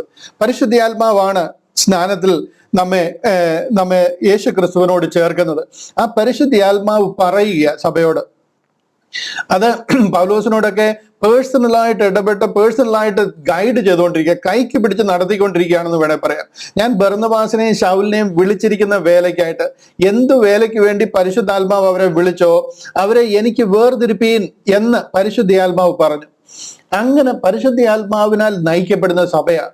ആ സഭ പോളിനെയും ബർന്നബാസിനെയും തനിക്ക് വേണ്ടി പറഞ്ഞിരിക്കുന്ന വേലയ്ക്കായിട്ട് വേർതിരിച്ച് അവരിലൂടെ ദൈവിക പദ്ധതി വെളിപ്പെടുത്തിക്കൊണ്ടിരിക്കുക. ഇവിടെ നിങ്ങൾ ശ്രദ്ധിച്ച് പഠിച്ചു കഴിഞ്ഞാൽ മനസ്സിലാകാം, പന്തിരുവരുടെ കൂടെ ഒരു പ്രത്യേക ശുശ്രൂഷകളും അവിടെ നടക്കുന്നതായിട്ട് ബൈബിളിൽ പറയുന്നില്ല. ശുശ്രൂഷിക്കുന്നുണ്ട്, അവരെ എല്ലാവരും ദൈവജനമാണ്, അവരെ വിളിച്ചിരിക്കുന്ന പദ്ധതി ദൈവം കൈവിട്ടു എന്നുള്ളത് ശരിയാണ്. കാര്യം പരിശുദ്ധാത്മാവിനെതിരെ അവർ ദൂഷണം പറയുകയും ഇസ്രായേൽ ആസ് എ ഹോൾ ദൈവത്തിനെതിരെ ദൂഷണം പറയുകയും ചെയ്തു കഴിഞ്ഞപ്പോൾ പിതാവിനെ നിരസിച്ച ജനം, പുത്രനെ ക്രൂശിച്ച ജനം, പരിശുദ്ധാത്മാവിനെതിരെ ദൂഷണം പറഞ്ഞ ജനത്തെ ദൈവം കൈവിടുക. അതിനുശേഷം സ്വർഗത്തിൽ മറഞ്ഞിരുന്ന ഒരു സ്വർഗീയ പദ്ധതി ദൈവം ഓപ്പൺ ആക്കുക. ഈ സമയം ഈ 10-ാമത്തെ അധ്യായമൊക്കെ കഴിഞ്ഞു കഴിഞ്ഞാൽ ഈ 12 അപ്പോസ്തലന്മാരെ നിങ്ങൾക്ക് കാണാനേ കിട്ടത്തില്ല. 1-ാമത്തെ അധ്യായത്തിൽ തുടങ്ങിയ ഒരു മഹോൾ അല്ല 12-ാമത്തെ അധ്യായത്തിൽ നടക്കുന്നത്. 2-ാമത്തെ അധ്യായത്തിലെ നടക്കുന്ന ആ ഒരു ഉത്സാഹമല്ല 13-ാമത്തെ അധ്യായത്തിൽ നടക്കുന്നത്. ഇവരെ ഒന്നും കാണാനേ കിട്ടത്തില്ല, അവരുടെ ഒന്നും പേരെ പ്രതിപാദിക്കത്തില്ല. അതിനുശേഷം 12 പേരും എവിടെ പോയതേ നമുക്ക് കാണാൻ കഴിയത്തില്ല. ദൈവം അവരെ വിട്ടുകളഞ്ഞു എന്നല്ല, ആ പദ്ധതി ദൈവം ആ റൂട്ട് വിട്ടു, ആ ഒരു പദ്ധതി വിട്ടു. കാര്യം അവരുടെ അനുഗ്രഹം ദൈവം ഹോൾഡ് ചെയ്തിരിക്കുക. അത് കാരണം അവർ പിതാവിനും പുത്രനും പരിശുദ്ധാത്മാവിനും എതിരെ തിരിഞ്ഞു കഴിഞ്ഞപ്പോൾ പരിശുദ്ധാത്മാവിനെതിരെ ദൂഷണം പറയുന്നവരോട് ഈ ലോകത്തിലും വരുവാനുള്ള ലോകത്തിലും ക്ഷമിക്കത്തില്ല എന്ന് പറഞ്ഞ് ആ ജനം മുഴുവനും പട്ടുപോകുവാനായിട്ടിടയായി. എന്നാൽ ആ പദ്ധതി ദൈവം ഹോൾഡ് ചെയ്തിട്ട് പുതിയ സ്വർഗത്തിൽ അനാദികാലം മുതൽ മറഞ്ഞിരുന്ന ആ മർമ്മത്തിന്റെ വ്യവസ്ഥ ഇന്നതെന്ന് പ്രകാശിപ്പാൻ തുടങ്ങി. അതിനുവേണ്ടി പൗളിനെയും ബർന്നബാസിനെയും വിളിച്ചു വേർതിരിക്കുക, ആ രക്ഷാ പദ്ധതി ലോകത്തെ അറിയിക്കുക. ദൈവം ആ പദ്ധതി എന്താ പറയുന്നത് നിർത്തി എന്ന് പറയുമ്പോൾ ഞാൻ ഇതിനു മുമ്പും പല ക്ലാസ് എടുത്തപ്പോൾ പറഞ്ഞിട്ടുണ്ട്, ദൈവം മഹത്വം ഇസ്രായേലിൽ നിന്നും ഇറങ്ങിപ്പോകുന്നത് നമുക്ക് കാണാം, പടി ഇറങ്ങിപ്പോവുക. കർത്താവായ യേശു ക്രിസ്തു ആ അതിപരിശുദ്ധ സ്ഥലത്തു നിന്നും പരിശുദ്ധ സ്ഥലത്തു നിന്നും പ്രാകാരത്തിൽ നിന്നും കിഴക്കേ വാതിൽ കൂടെ ഇറങ്ങി ഒലിവ് മലയിൽ ചെന്ന് ഒലിവ് മലയിൽ നിന്ന് സ്വർഗാരോഹണം ചെയ്യുക. അവിടെയൊക്കെ പറഞ്ഞിട്ട് പോകുന്ന കാര്യങ്ങൾ കൂടെ നിങ്ങളൊന്ന് ശ്രദ്ധിക്കണം. അന്നേരമാണ് നിങ്ങൾക്ക് അതിന്റെ സിഗ്നിഫിക്കൻസ് മനസ്സിലാക്കുവാൻ കഴിയുന്നത്. മത്തായിയുടെ സുവിശേഷം 23-ാം അധ്യായത്തിൽ കർത്താവ് അവസാന വാക്യങ്ങള് യെരുശലേം ദേവാലയത്തിൽ നിന്നും പറഞ്ഞിട്ട് പോകുന്ന കാര്യങ്ങളാണ്. മത്തായിയുടെ സുവിശേഷം 23-ാമത്തെ അധ്യായം അതിന്റെ അവസാന വാക്യങ്ങൾ കണ്ടില്ലയോ? അവിടെ പറഞ്ഞിട്ട് പോകുന്നത് ഇതാണ്: യെരുശലേമേ യെരുശലേമേ, പ്രവാചകന്മാരെ കൊല്ലുകയും നിന്റെ അടുക്കൽ അയച്ചിരിക്കുന്നവരെ കല്ലെറിയുകയും ചെയ്യുന്നവളെ, കോഴി തന്റെ കുഞ്ഞുങ്ങളെ ചിറകിൻ കീഴിൽ ചേർക്കും പോലെ നിന്റെ മക്കളെ ചേർത്ത് കൊള്ളുവാൻ എനിക്ക് എത്ര വട്ടം മനസ്സായിരുന്നു, നിങ്ങൾക്കോ മനസ്സായില്ല. ഒരുത്തനോടല്ല പറയുന്നത്, ഹോൾ ഇസ്രായേലിനോടാ പറയുന്നത്. യെരുശലേം ജെറുസലേം ജെറുസലേം, മനസ്സിലായോ? നിങ്ങൾ പ്രവാചകന്മാരെ കൊന്ന നിന്റെ അടുക്കൽ അയച്ചിരിക്കുന്നവരെ കല്ലെറിയുകയും ചെയ്തവളെ, നിങ്ങളെ എന്റെ ചിറകിൻ കീഴിൽ പാർപ്പിക്കാൻ എനിക്ക് എത്ര വട്ടം മനസ്സായിരുന്നു എന്ന് പറയും. അടുത്ത വാക്യം കണ്ടോ, നിങ്ങളുടെ ഭവനം ശൂന്യമായി തീരും. ഇത് കർത്താവാ പറയുന്നത്, യെരുശലേം ദേവാലയത്തിൽ നിന്നാ പറയുന്നത്. ആ പറഞ്ഞത് അച്ചട്ടായിട്ട് അതുപോലെ നിറവേറുക. അടുത്ത വാക്യം കണ്ടില്ലയോ? അവിടെ പറയുക, കർത്താവിന്റെ നാമത്തിൽ വരുന്നവൻ അനുഗ്രഹിക്കപ്പെട്ടവൻ എന്ന് നിങ്ങൾ പറയുന്ന ഒരു ദിനം അധികം വിദൂരമല്ലാതെ വരും. ആ ദിനം വരുവോളം, അത് പറയുവോളം നിങ്ങൾ ഇനി എന്നെ കാണുകയില്ല എന്ന് ഞാൻ നിങ്ങളോട് പറയുന്നു എന്ന് പറഞ്ഞ് കർത്താവ് അവിടുന്ന് ഇറങ്ങിപ്പോവുകയാണ്. ഇസ്രായേലിൽ നിന്നും എഹെസ്കേൽ പ്രവചനം ഞാൻ കഴിഞ്ഞ ആഴ്ചയിൽ കാണിച്ച് ഞാൻ ഇതൊന്ന് എക്സ്പ്ലെയിൻ ചെയ്തായിരുന്നു. ദൈവത്തിന്റെ മഹത്വം എങ്ങനെ അതിപരിശുദ്ധ സ്ഥലത്തു നിന്നും പരിശുദ്ധ സ്ഥലത്ത് വന്ന് പ്രാകാരത്തിന്റെ ഉമ്മരപ്പടിയിലിരുന്നു, അവിടെ നിന്നും കിഴക്കേ വാതിൽ കൂടി ഇറങ്ങി എങ്ങനെ കിഴക്കേ മലയിലേക്ക്, അതായത് ഒലിവ് മലയിലേക്ക് പോകുന്നു, അവിടെ നിന്ന് എങ്ങനെ മാറ്റപ്പെടുന്നു എന്നും അത് വീണ്ടും എങ്ങനെ തിരിച്ചു മടങ്ങിയ കിഴക്കേ വാതിൽ കൂടി യെരുശലേം ദേവാലയത്തിൽ പ്രവേശിച്ച് അതിപരിശുദ്ധ സ്ഥലത്തേക്ക് വരാൻ പോകുന്ന കാര്യമാണ്. കർത്താവ് യേശു ക്രിസ്തു അതുപോലെ തന്നെ ഒലിവ് മലയിൽ തന്റെ പാദം ചവിട്ടുകയും അതുപോലെ തന്നെ ദൈവത്തിന്റെ ആ ഒരു തേജസ് ആലയം മുഴുവനും നിറയ്ക്കും. ഉലകം മുഴുവൻ രാജാതി രാജാവായിട്ട് വാഴും. ദാവീദിന്റെ സന്തതി, മനസ്സിലായോ? ആ ഇസ്രായേൽ ഗോത്രത്തിന്റെ സിംഹമായവൻ, അതെല്ലാം നടക്കാൻ പോകുന്ന കാര്യമാണ്. എന്നാൽ ഈ ഭവനം ശൂന്യമായി തീരുന്ന കർത്താവ് പറഞ്ഞിട്ട് പോവുക, എന്റെ നാമത്തിൽ ഇനി വരുന്നവൻ അനുഗ്രഹിക്കപ്പെടുമെന്ന് പറയുവോളം അതിനുവേണ്ടി ദൈവം അവരെ അയക്കും. 1,44,000 പേരെ ഉലകത്തിന്റെ അങ്ങേയറ്റം മുതൽ ഇങ്ങേയറ്റം വരെ അയക്കും. ഇസ്രായേലി മാത്രമല്ല, അമേരിക്ക മുതൽ ഓസ്ട്രേലിയ വരെ അയക്കും. തെരഞ്ഞെടുത്ത് ദൂതന്മാർ ആകാശത്ത് പറന്നു നടന്നുകൊണ്ട് സുവിശേഷം അവരോട് പ്രഖ്യാപിക്കും. മോശയും ഏലിയാവിനെയും സ്പെസിഫിക്കലി യെരുശലേമിലേക്ക് അയക്കും. ഇതെല്ലാം നടക്കാൻ പോകുന്ന കാര്യങ്ങളാണ്. അതൊന്നും ഇതുവരെ നടന്നിട്ടില്ല. കർത്താവ് പറഞ്ഞിട്ട് പോവുക, നിന്റെ ഭവനം ശൂന്യമായി തീരുമെന്ന്. ആ സംഗതിയാണ് ഇവിടെ നടന്നിരിക്കുന്നത്. അത് ശൂന്യമായി പോയി, കല്ലിന്മേൽ കല്ല് ശേഷിക്കാതെ വണ്ണം കംപ്ലീറ്റ് കത്തിക്കരിഞ്ഞുപോയി. എന്നാൽ ദൈവത്തിന് അവരെ കുറിച്ചൊരു പദ്ധതിയുണ്ട്. 1000 തലമുറയോളം ഞാൻ അതിനെ കാക്കുമെന്ന് കർത്താവ് പറഞ്ഞ് ദൈവത്തിന് ആ പദ്ധതിയിൽ നിന്ന് വിട്ടുമാറാൻ പറ്റത്തില്ല. ഇതെല്ലാം അവരോടുള്ള ബന്ധത്തിലുള്ള കാര്യങ്ങളാണ്. ഇത് നമ്മുടേതാണെന്ന് പറഞ്ഞ് ഇതിലൂടെ കൂട്ടിച്ചേർക്കാൻ പോകുമ്പോൾ നമ്മൾ കംപ്ലീറ്റ് നമ്മുടെ പദ്ധതിയിൽ നിന്ന് മാറിപ്പോകും. ഇന്ന് ക്രിസ്ത്യാനിക്ക് പറ്റിയിരിക്കുന്ന ഏറ്റവും വലിയ തെറ്റിത്, ഞാൻ ഒരാളോ അല്ലെങ്കിൽ ഞങ്ങളെ പോലെ ചിലർ മാത്രമേ ഇത് പറയുന്നുള്ളൂ, അതുകൊണ്ട് ഇതൊരു സീരിയസ് ആയിട്ട് ജനം എടുക്കുന്നില്ല. ഇത് ഉലകം മുഴുവനും പ്രസംഗിക്കേണ്ട, ഇന്ന് നിങ്ങൾക്ക് നിങ്ങളുടെ ജീവിതകാലത്ത് കേട്ടിട്ടുള്ളതിലെ ഏറ്റവും വലിയ സത്യങ്ങളിൽ ഒന്ന്. കാര്യം കർത്താവിന്റെ വരവായാൽ, അല്ല നിങ്ങളുടെ മൂക്കിൽ നിന്ന് ശ്വാസം പോകേണ്ട ഒരു സാഹചര്യം വന്നു കഴിഞ്ഞാൽ ആ നിമിഷം ഇത് നിങ്ങൾക്ക് മനസ്സിലാകും. പക്ഷെ അന്ന് മനസ്സിലായിട്ട് പിന്നെ ഒരു കഥയുമില്ല, ഒരു കാര്യവുമില്ല. സത്യം എന്താണ് നിന്നറിഞ്ഞു കഴിഞ്ഞാൽ ഒരു നിമിഷം കൊണ്ട് രക്ഷിക്കപ്പെടാവുന്ന ഒരു കാലഘട്ടത്തിലാണ് നമ്മൾ ജീവിക്കുന്നത്. ഈ കൃപായുഗത്തിന്റെ പ്രത്യേകതയാണ്. ദൈവം അവരെയും അവരുടെ രക്ഷാപദ്ധതിയെയും കൈവിട്ടു എന്നുള്ളത് ഒരു പരമാർത്ഥ സത്യമാണ്. അവിടെ ദൈവം മറഞ്ഞിരുന്ന ഒരു സ്വർഗീയ പദ്ധതി ആരംഭിച്ചു. അവരെ കൈവിട്ട് കഴിഞ്ഞിട്ട് അവരിനി എന്നേലും നന്നായി വരട്ടെ എന്നുള്ള രീതിയിൽ കർത്താവ് ഉലകത്തെ മുഴുവൻ കൈവിട്ട് പോയേക്കല്ല. ആ ഒരു ഗ്യാപ്പിൽ, ആ ഒരു കാലയളവിന്, ഇതിനെയാണ് കൃപായുഗം, dispensation of the grace of God, the age of grace എന്നൊക്കെ പറയുന്ന ഈ കാലഘട്ടമാണ്. ആ കാലഘട്ടത്തിൽ സ്വർഗത്തിൽ മറഞ്ഞിരുന്ന സ്വർഗീയ പദ്ധതി ആരംഭിച്ചു. അതിനുവേണ്ടി ദൈവം ഒരാളെ വിളിച്ചു. അതാണ് പോൾ എന്ന് പറയുന്ന കർത്താവിന്റെ അപ്പോസ്തലൻ. പക്ഷെ ഈ തക്കം സാത്താൻ സമർത്ഥമായിട്ട് ഉപയോഗിച്ചു എന്ന് വേണമെങ്കിൽ നമുക്ക് പറയാം. കാര്യം ക്രൂശിലൂടെ തുറന്ന രക്ഷാ പദ്ധതിയും സാത്താൻ അറിയത്തില്ലായിരുന്നു. അറിഞ്ഞിരുന്നുവെങ്കിൽ അവർ തേജസ്സിന്റെ കർത്താവിനെ ക്രൂശിക്കുകയില്ലായിരുന്നു എന്ന് വ്യക്തമായിട്ട് പറഞ്ഞിരിക്കുക. കൊരിന്ത്യർക്ക് എഴുതിയ ഒന്ന് കൊരിന്ത്യർ 2-ാം അധ്യായം അതിന്റെ 8-ാമത്തെ വാക്യം. ആ 8-ാമത്തെ വാക്യത്തിൽ പറയുകയാണ്, ഇത് കണ്ടില്ലേ, ഇവിടെ പറയുകയാണ്, അത് ഈ ലോകത്തിന്റെ പ്രഭുക്കന്മാർ ആരും അറിഞ്ഞില്ല, അറിഞ്ഞിരുന്നുവെങ്കിൽ അവർ തേജസ്സിന്റെ കർത്താവിനെ ക്രൂശിക്കുകയില്ലായിരുന്നു. അവർക്ക് ആർക്കും അറിയത്തില്ല. which none of the princes of this world knew, for had they known it they would not have crucified the Lord of glory. ഇവർക്ക് അറിയാതെ പോയൊരു സംഭവമായത്. സാത്താനും അവന്റെ തലവന്മാർക്കും അവന്റെ സേനയ്ക്കും ഈ സംഗതി അറിയത്തില്ല. കാര്യം അതുകൊണ്ട് തന്നെ ദൈവം ഒരു ദൂതനും ഇത് വെളിപ്പെടുത്തിയിരുന്നില്ല. മിക്കായേലിന് ഗബ്രിയേലിന് പോലും അറിയത്തില്ല. സ്വർഗത്തിൽ മാത്രം അറിഞ്ഞിരുന്ന ഒരു സ്വർഗീയ പദ്ധതിയാണ്. കർത്താവ് ഈ ലോകത്തിൽ വന്നപ്പോൾ കൂടെ അത് വെളിപ്പെടുത്തിയിട്ടില്ല.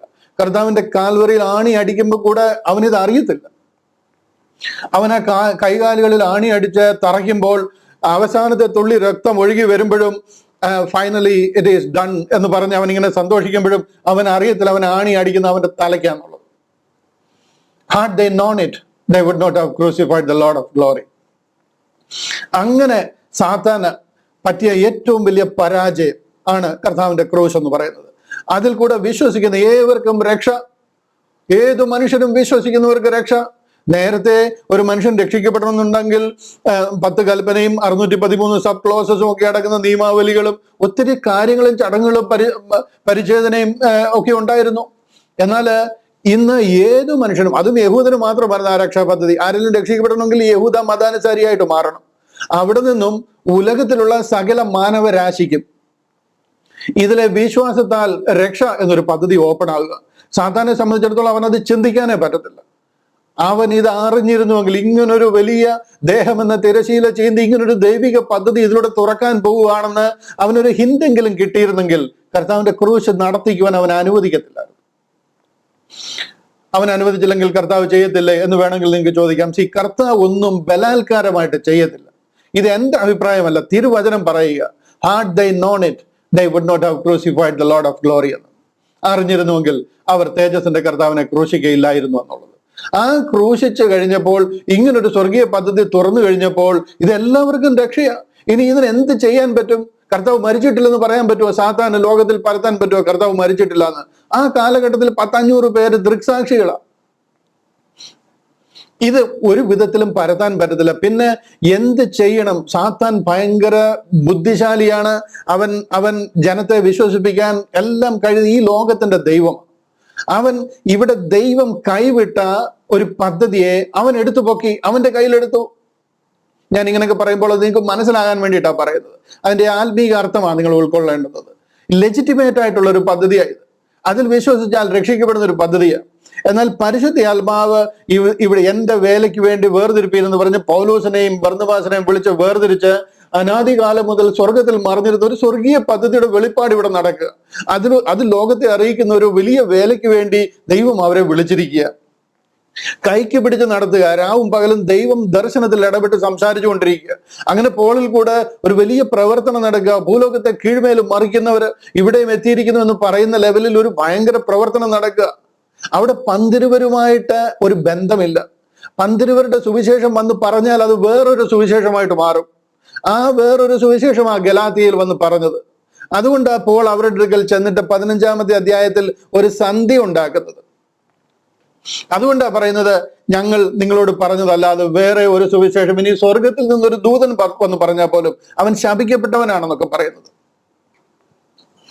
ഇവിടെ ഈ ഒരു രക്ഷാ പദ്ധതി ദൈവം ഉപേക്ഷിച്ചു. ലെജിറ്റിമേറ്റ് ആയിരുന്നു, പക്ഷെങ്കിൽ ദൈവം ഉപേക്ഷിച്ച ഒരു പദ്ധതി ആയതുകൊണ്ട് അത് ലോകമെമ്പാടും പ്രചരിപ്പിക്കുവാനായിട്ടിടയായി. അവരുടെ ഇടയിലാണ് ഈ റയോട്ടും ലഹളയും രക്തസാക്ഷിത്വം ഒക്കെ ഒത്തിരി ആദ്യ കാലഘട്ടങ്ങൾ ഉണ്ടായിട്ടുള്ളത്. ആ നൂറ്റാണ്ടുകളിലൊക്കെ അതിൻ്റെ ആ ഒരു ഒറിജിനാലിറ്റി, അതിൻ്റെ ആ ഒരു എന്താ പറയുന്നത്, അത് അവർക്ക് മനസ്സിലാകുവാൻ വേണ്ടിയിട്ടും അത് ശക്തമായിട്ട് പ്രചരിക്കുവാൻ വേണ്ടിയിട്ടും ഒരു രാഷ്ട്രീയം മാതിരി അത് പടരുവാനായിട്ട് ഇടയായി തീർന്നു. അത് പരത്തിയതിന്റെ പിന്നിൽ സാത്താൻ ഒത്തിരി കൈയുണ്ട്.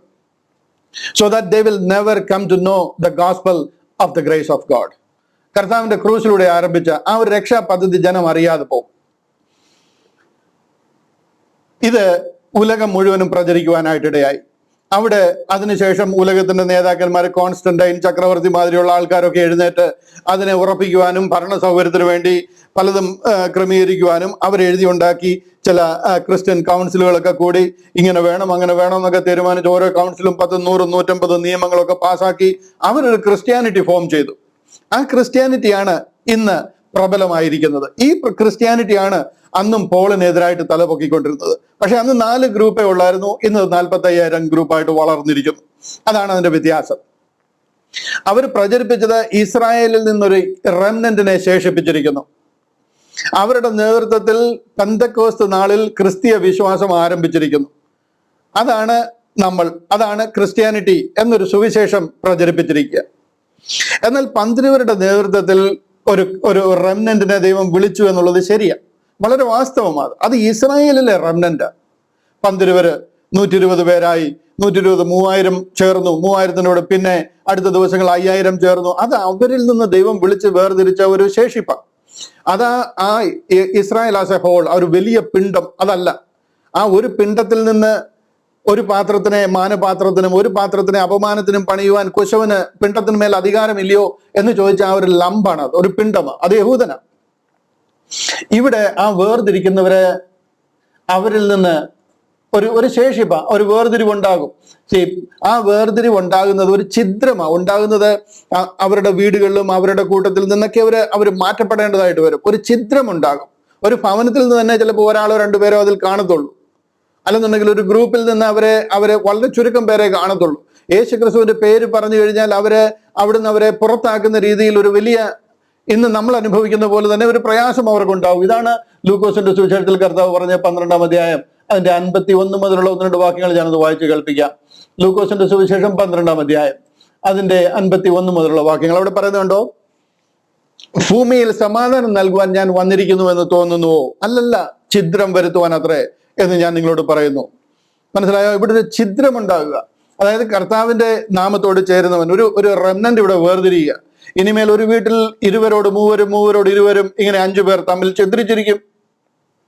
യേശുക്രിസ്തുവിനെ പിൻപറ്റുന്നവര് അങ്ങനെ ഒരു ഛിദ്രം അവരുടെ ഇടയിൽ ഉണ്ടാകും. അപ്പൻ മക്കളോടും മകനോടും, മകൻ അപ്പനോടും, അമ്മ മകളോടും, മകൾ അമ്മയോടും, അമ്മാവി അമ്മ മരുമകളോടും, മരുമകൾ അമ്മാവിയോടും ഛിദ്രിച്ചിരിക്കും. ഞാൻ ഈ കാണിക്കുന്നത് ഇസ്രായേലിൽ നിന്ന് ഒരു റെമനന്റ് വേർതിരിക്കപ്പെട്ടു എന്നുള്ളത് ശരിയാ. പക്ഷെ ആ റെമനന്റ് അല്ല church, the body of Christ. ഞാൻ നിങ്ങളുമായിരിക്കുന്ന ഈ ബോഡി ഓഫ് ക്രൈസ്റ്റ് എന്ന് പറയുന്നത് അവരിൽ നിന്ന് വേർതിരിക്കപ്പെട്ടിരിക്കുന്ന ഒരു റെമനന്റ് അല്ല. ഇനി അവരാണ് ഈ ചർച്ച് എന്ന് പറഞ്ഞു കഴിഞ്ഞാൽ അത് ദൈവദൂഷണമാകും. നിങ്ങൾക്ക് എവിടെയെങ്കിലും എഴുതിയിടണമെന്നുണ്ടെങ്കിൽ എഴുതിയിട്ടോ, ഞാൻ ഈ പറയുന്ന കാര്യങ്ങൾ ഒരു ദിവസം സത്യമായിരുന്നു എന്ന് നിങ്ങൾക്ക് മനസ്സിലാകും. പന്തിരുവരിലൂടെ അല്ലെങ്കിൽ ഇസ്രായേലിൽ നിന്ന് വേർതിരിച്ച ഒരു റെമനന്റ് ആണ് ഇന്നത്തെ സഭ അല്ലെങ്കിൽ ബോഡി ഓഫ് ക്രൈസ്റ്റ് എന്ന ചർച്ച് എന്ന് പറഞ്ഞു കഴിഞ്ഞാൽ അത് ദൈവദൂഷണം. നമ്മൾ അതിന്റെ ശേഷിപ്പല്ല, അവരിൽ നിന്ന് നമുക്കൊന്നും കിട്ടിയിട്ടില്ല, നമ്മെ അവരോട് ചേർത്തിട്ടില്ല. നാം ഒരു പുതിയ സൃഷ്ടിയാണ്. ഇത് കൃപായുഗത്തിലെ ദൈവം സ്ഥാപിച്ചിരിക്കുന്ന ദൈവസഭ, അതിന് ന്യൂ ക്രിയേഷനാണ്. This is not a remnant of anything. ഇത് ദൈവം ഏൽപ്പിച്ചത് പോളിനെയാണ്.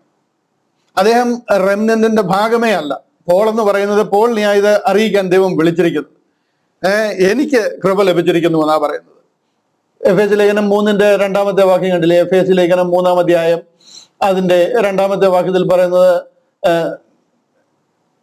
3 അധ്യായം അതിന്റെ 2 വാക്യം, നിങ്ങൾക്കായി എനിക്ക് ലഭിച്ച ദൈവകൃപയുടെ, കണ്ടില്ലയോ, നിങ്ങൾക്കായി എനിക്ക് ലഭിച്ച ദൈവകൃപയുടെ വ്യവസ്ഥയെക്കുറിച്ച് ഞാൻ മീതെ ചുരുക്കത്തിൽ എഴുതിയതുപോലെ വെളിപ്പാടിനാൽ എനിക്കൊരു മർമ്മം അറിയായി വന്നു എന്ന് നിങ്ങൾ കേട്ടിട്ടുണ്ടല്ലോ. എനിക്കിത് ലഭിച്ചിരിക്കുന്നത് വെളിപ്പാടിനാലാണ്. കർത്താവായ Yesu Kristu, by revelation, through revelation it is revealed to me. How that by revelation he made known unto me the mystery. കണ്ടില്ലയോ, അങ്ങനെ എന്നെ ദൈവം അറിയിച്ചിരിക്കുക. ഞാനിത് ആരുടെ ഒന്നും പഠിച്ചതല്ല. ഇതിനു വേണ്ടി പോളിനെ വിളിച്ചിരിക്കുക. Paul was not only a unbeliever, but he was an anti-believer of Jesus Christ as their Messiah. അതായത് പൗലോസ് അപ്പോസ്തലൻ ഒരു ബിലീവർ അല്ലായിരുന്നു, അതായത് ഈ ക്രിസ്തീയ വിശ്വാസത്തിൽ ഒരു ബിലീവർ അല്ലായിരുന്നു എന്ന് തന്നെയല്ല, ഈ വിശ്വാസികൾക്ക് എതിരും അവരെ ഉപദ്രവിച്ചുകൊണ്ട് നടന്നിരുന്നവരും യേശു ക്രിസ്തു ഞങ്ങളുടെ മശിഹ അല്ല എന്ന് വിശ്വസിച്ചിരുന്ന ഒരാളുമാണ് പോൾ. അങ്ങനെ ഒരു റെംനന്റിന്റെ ഭാഗമല്ലായിരുന്നു പോൾ. ആ പോളിൽ കൂടെയാണ് കർത്താവ് ഈ കാര്യങ്ങൾ നമ്മളെ അറിയിക്കുന്നത്. പോളെ ഈ റെംനന്റിന്റെ അല്ലെങ്കിൽ ഈ ഒരു തെരഞ്ഞെടുപ്പിന്റെ ഭാഗമല്ല എന്നുണ്ടെങ്കിൽ തന്നിൽ കൂടെ വിളിച്ച നാം ഒന്നും അതല്ല ഈ ചർച്ച എന്ന് പറയുന്നത്. നമുക്ക് ഈ ഒരു സംഗതി മനസ്സിലായില്ല എന്നുണ്ടെങ്കിൽ നമ്മൾ കംപ്ലീറ്റ് ഈ ഒലിവ് മരത്തെ തെറ്റായിട്ട് മനസ്സിലാക്കും. അതുണ്ടാകാതിരിക്കാൻ വേണ്ടിയിട്ടാണ് ഞാൻ ഇത് ക്ലാരിഫൈ ചെയ്യുന്നത്. ഇവിടെ പോളിനെ വിളിക്കുമ്പോൾ പോൾ ഇതിന്റെ ഭാഗമേ അല്ല. ഇവിടെ പറയുന്നുണ്ട്, എന്നിട്ടും യേശു ക്രിസ്തു നിത്യജീവനായിക്കൊണ്ട്, അതിന്റെ 15 വാക്യമാണ്. ഇതിന്റെ ആ ലാസ്റ്റ് ലൈൻ കണ്ടില്ലയോ? യേശു ക്രിസ്തു പാപികളെ രക്ഷിപ്പാൻ ലോകത്തിൽ വന്നു എന്നുള്ളത് വിശ്വാസവും എല്ലാവരും അംഗീകരിപ്പാൻ യോഗ്യമായ വചനം തന്നെ. അത് ശരിയാണ്. അതിന്റെ ബാക്കി അതിനുശേഷം ആ പാപികളിൽ ഞാൻ ഒന്നാമൻ, ഇത് കണ്ടോ, of whom I am chief, I am the chief of those sinners എന്ന് പറയുക. ആ പാപികളിൽ ഞാൻ ഒന്നാമൻ. ഞാൻ ആ റെമനന്റിന്റെ ഭാഗമല്ലായിരുന്നു. 12 പേര് ആ റെമനന്റിന്റെ ഭാഗമാ. അവിടുന്ന് 120 പേരും അടുത്ത ദിവസം 3000 പേരും പിന്നീട് വന്ന് 5000 പേരും ഒക്കെ ആ റെമനന്റിന്റെ ഭാഗമാ, ആ ശേഷിപ്പിന്റെ ഭാഗമാ. പോൾ ആ ശേഷിപ്പിന്റെ ഭാഗമല്ല. ആന്റി ബിലീവർ ആയിരുന്നു, അവർക്കെതിരായിരുന്നു. യേശു ക്രിസ്തുവിനെ മശിയായിട്ട് അംഗീകരിച്ച ആളെ അല്ല. ആ പാപികളിൽ ഞാൻ ഒന്നാമൻ. ഇവിടെ പുതിയൊരു പാറ്റേൺ ആരംഭിക്കുക. ഇവിടെ പറയുന്നത് കണ്ടില്ലേ, how B it for this cos I obtained Mercy. എന്നിട്ടും യേശു ക്രിസ്തു നിത്യജീവനായിക്കൊണ്ട് തന്നിൽ വിശ്വസിപ്പാനുള്ളവർക്ക് ദൃഷ്ടാന്തത്തിനായി, ഈ വാക്യം ഭയങ്കര ഇമ്പോർട്ടൻ്റ് ആ, ദൃഷ്ടാന്തത്തിനായിട്ട് സകല ദീർഘക്ഷമയും ഒന്നാമനായി എന്നിൽ കാണിക്കേണ്ടതിന് എനിക്ക് കരുണ ലഭിച്ചു. ഫോർ എ പാറ്റേൺ, ഇംഗ്ലീഷിൽ പറഞ്ഞിരിക്കുന്നത് for a pattern to them which should hereafter believe on him. ഞാനാണ് അതിന്റെ പാറ്റേൺ. പരിശുദ്ധാത്മാവിനെതിരെ ദൂഷണം പറയുകയും പ്രവർത്തിക്കുകയും ചെയ്ത മനുഷ്യനാണ് ഞാൻ. എൻ്റെ പാപം ഈ ലോകത്തിലും വരുവാനുള്ളതിലും ക്ഷമിക്കത്തില്ലെന്ന് യഹൂദനോട് പറഞ്ഞ പാപമാണ് ഞാൻ ചെയ്തിരിക്കുന്നത്. അവിടെ നിന്ന് എന്നെ രക്ഷിച്ചിരിക്കുക. കാര്യം നിങ്ങളുടെ പാപം എത്ര കടുംചുവപ്പായിരുന്നാലും, ഏത് ജാതി മത വ്യവസ്ഥയിൽ നിങ്ങളായിരുന്നു, ഏത് അന്യദേവനെ ആരാധിച്ചിരുന്ന ആളാണെന്ന് പറഞ്ഞു കഴിഞ്ഞാൽ നിങ്ങളെ രക്ഷിക്കാൻ എന്നെ ഒരു പാറ്റേൺ ആക്കിക്കൊണ്ട് ദൈവം ആരംഭിച്ചിരിക്കുന്ന പദ്ധതിയായത്. തന്നിൽ വിശ്വസിക്കാനുള്ളവർക്ക് ദൃഷ്ടാന്തത്തിനായി സകല ദീർഘക്ഷമയും ഒന്നാമനായ എന്നിൽ കാണിക്കേണ്ടതിന്. ഇത് പോളിൽ കൂടി ആരംഭിച്ചിരിക്കുന്ന ഒരു മാർഗമാണ്. ഇത് റെമനന്റിന്റെ ഭാഗമല്ല. അദ്ദേഹത്തെ ദൃഷ്ടാന്തം, പാറ്റേൺ ആക്കിക്കൊണ്ട് ഒരു പുതിയ സൃഷ്ടിയായത്. It's a new creation. 2 കൊരിന്ത്യർ 5:17 പറയുകയാണ്, ഒരുവൻ ക്രിസ്തുവിലായാൽ അവൻ പുതിയ സൃഷ്ടിയാകും. കൊരിന്ത്യർക്ക് ഇത് 2 ലേഖനം 5 അധ്യായം അതിന്റെ 17 വാക്യം. അവിടെ പറഞ്ഞിരിക്കുന്നുണ്ടോ, ഒരുത്തൻ ക്രിസ്തുവിലായാൽ അവൻ പുതിയ സൃഷ്ടിയാകും, പഴയത് കഴിഞ്ഞുപോയി, അത് പുതുതായി തീർന്നിരിക്കുന്നു. ഇതൊന്നും എന്താ പറയുന്നത്, ഒരു ഒരു ഒരു ഒരു ശേഷിപ്പല്ല എന്ന് നിങ്ങൾ മനസ്സിലാക്കുക. Church is not part of a remnant. കൊലോസ്യ ലേഖനം 2:10, എനിക്ക് നിറയെ വാക്യങ്ങൾ കാണിക്കാൻ എനിക്ക് പ്രേരണയുണ്ട്. കൊലോസ്യ ലേഖനം 2:10 അവിടെ പറയുകയാണ്, നിങ്ങൾ ക്രിസ്തുവിൽ പരിപൂർണരാ, എല്ലാ വാഴ്ചയ്ക്കും അധികാരത്തിനും തലയായ അവനിൽ നിങ്ങൾ പരിപൂർണരായിരിക്കുന്നു. ഇവിടെ ഒന്നും ബാക്കിയില്ല. you are complete in Christ and ye are complete in him which is the head of all principality and power. ഇവിടെ നിങ്ങൾക്കൊന്നും ഇനിയും നിങ്ങളിൽ നിന്നൊന്നും എടുത്തു കളയാനില്ല, നിങ്ങളോടൊന്നും കൂട്ടിച്ചേർക്കാനില്ല. Once you trust in the death, burial and resurrection of Jesus Christ, you are complete in him. Hallelujah, hallelujah. ഈ church എന്ന് പറയുന്നത് ഒരിക്കലും ഷ്രിങ്ക് ആയി പോകുന്നതല്ല, ചുരുങ്ങി പോകുന്നതോ അതിനകത്തിൽ നിന്ന് വേർതിരിച്ച് മാറ്റാൻ പറ്റുന്നൊന്നുമല്ല. ഒരിക്കൽ ക്രിസ്തുവിലായി കഴിഞ്ഞാൽ പിന്നെ അതിനകത്തിൽ നിന്നൊന്നും ചുരുങ്ങത്തില്ല. ഒന്നും ചെറുതായി പോകുന്നതല്ല. അതുകൊണ്ട് പ്രിയമുള്ളവരെ, ഫിലിപ്പിയ ലേഖനമല്ല, ഞാൻ എഫേസ്യ ലേഖനം 2-ാം അധ്യായത്തിൽ ഒരു വാക്യം കൊണ്ടൊന്ന് വായിച്ചിട്ട് നമ്മുടെ വിഷയത്തിലേക്ക് വരികയാണ് ഞാൻ. ഇത് കണ്ടില്ല, ഇതിന്റെ 12-ാമത്തെ വാക്യം, എഫേസ്യ ലേഖനം 2:12. അക്കാലത്ത് നിങ്ങൾ ക്രിസ്തുവിനെ കൂടാതെ ഉള്ളവരും. ഇതൊന്നും നമ്മൾ പണ്ട് ഈ ബ്ലെസ്സിങ്സിൽ ഉണ്ടായിരുന്ന ആൾക്കാരല്ല. ഇസ്രായേൽ പൗരതയോട് സംബന്ധമില്ലാത്തവരും, അവർ നമ്മളുടെ യാതൊരു സംബന്ധമുള്ളവരല്ല. അത് അന്നും അങ്ങനെ തന്നെ, ഇന്നും ഇങ്ങനെ ആത്മീയമായിട്ട്. നമ്മൾ ഇന്നൊന്നും അവരുടെ കസിൻസ് ഒന്നും ആയിട്ട് മാറിയിട്ടില്ല. അവരുടെ വിളി വേറെ, നമ്മുടെ വിളി വേറെ. ഇത് രണ്ടും ദൈവത്തിന്റെ പദ്ധതികളാണ്. പക്ഷെന്നുണ്ടെങ്കിൽ അവരുടെ പദ്ധതിയിൽ നിന്ന് എന്തോ നമുക്ക് കിട്ടിയിട്ടോ, അല്ലെ അവരിൽ കൂടെ എന്തോ നമുക്ക് കിട്ടിയിട്ടോ ഇല്ല. അവരുടെ വീഴ്ച നിമിത്തം നമ്മളെ അനുഗ്രഹിച്ചിരിക്കുക, അല്ലാതെ അവരുടെ ഉയർച്ച നിമിത്തമല്ല. ഇസ്രായേൽ പൗരതയോട് സംബന്ധമില്ലാത്തവരും വാഗ്ദത്തത്തിന്റെ നിയമങ്ങൾക്ക് അന്യരും പ്രത്യാശയില്ലാത്തവരും ലോകത്തിൽ ദൈവമില്ലാത്തവരുമായിരുന്നു എന്ന് ഓർത്തുകൊള്ളുവീൻ. ഇതായിരുന്നു നമ്മുടെ സ്റ്റാറ്റസ്. മുമ്പേ ദൂരസ്ഥരായിരുന്നു നിങ്ങൾ, അടുക്കാൻ കഴിയത്തില്ലായിരുന്നു നിങ്ങൾക്ക്. ഇപ്പോൾ ക്രിസ്തുവേശുവിൽ, ക്രിസ്തുവിന്റെ രക്തത്താൽ സമീപസ്ഥരായി തീർന്നിരിക്കുക. It is the blood of Christ that made you nigh with the Lord. വേറെ ഒരു സംഗതിയിലുമല്ല നിങ്ങൾ ഈ വിഷയത്തിലേക്ക് വന്നിരിക്കുന്നത്. അവൻ നമ്മുടെ സമാധാനം. അവൻ ഇരുപക്ഷത്തെയും ഒന്നാക്കി ചട്ടങ്ങളും കൽപ്പനകളുമായ ന്യായപ്രമാണം എന്ന ശത്രുത്വം തന്റെ ജഡത്താൽ നീക്കി വേർപാടിന് നടിച്ചവർ ഇടിച്ചു കളഞ്ഞ് സമാധാനം ഉണ്ടാക്കിക്കൊണ്ട് ഇരുപക്ഷത്തെയും തന്നിൽ ഒരു പുതുമനുഷ്യനാക്കി സൃഷ്ടിപ്പാനും ക്രൂശിന്മേൽ വെച്ച് ശത്രുത്വം ഇല്ലാതാക്കി. അതിനാൽ ഇരുപക്ഷത്തെയും ഏക ശരീരത്തിൽ ദൈവത്തോട് നിരപ്പിപ്പാനും തന്നെ.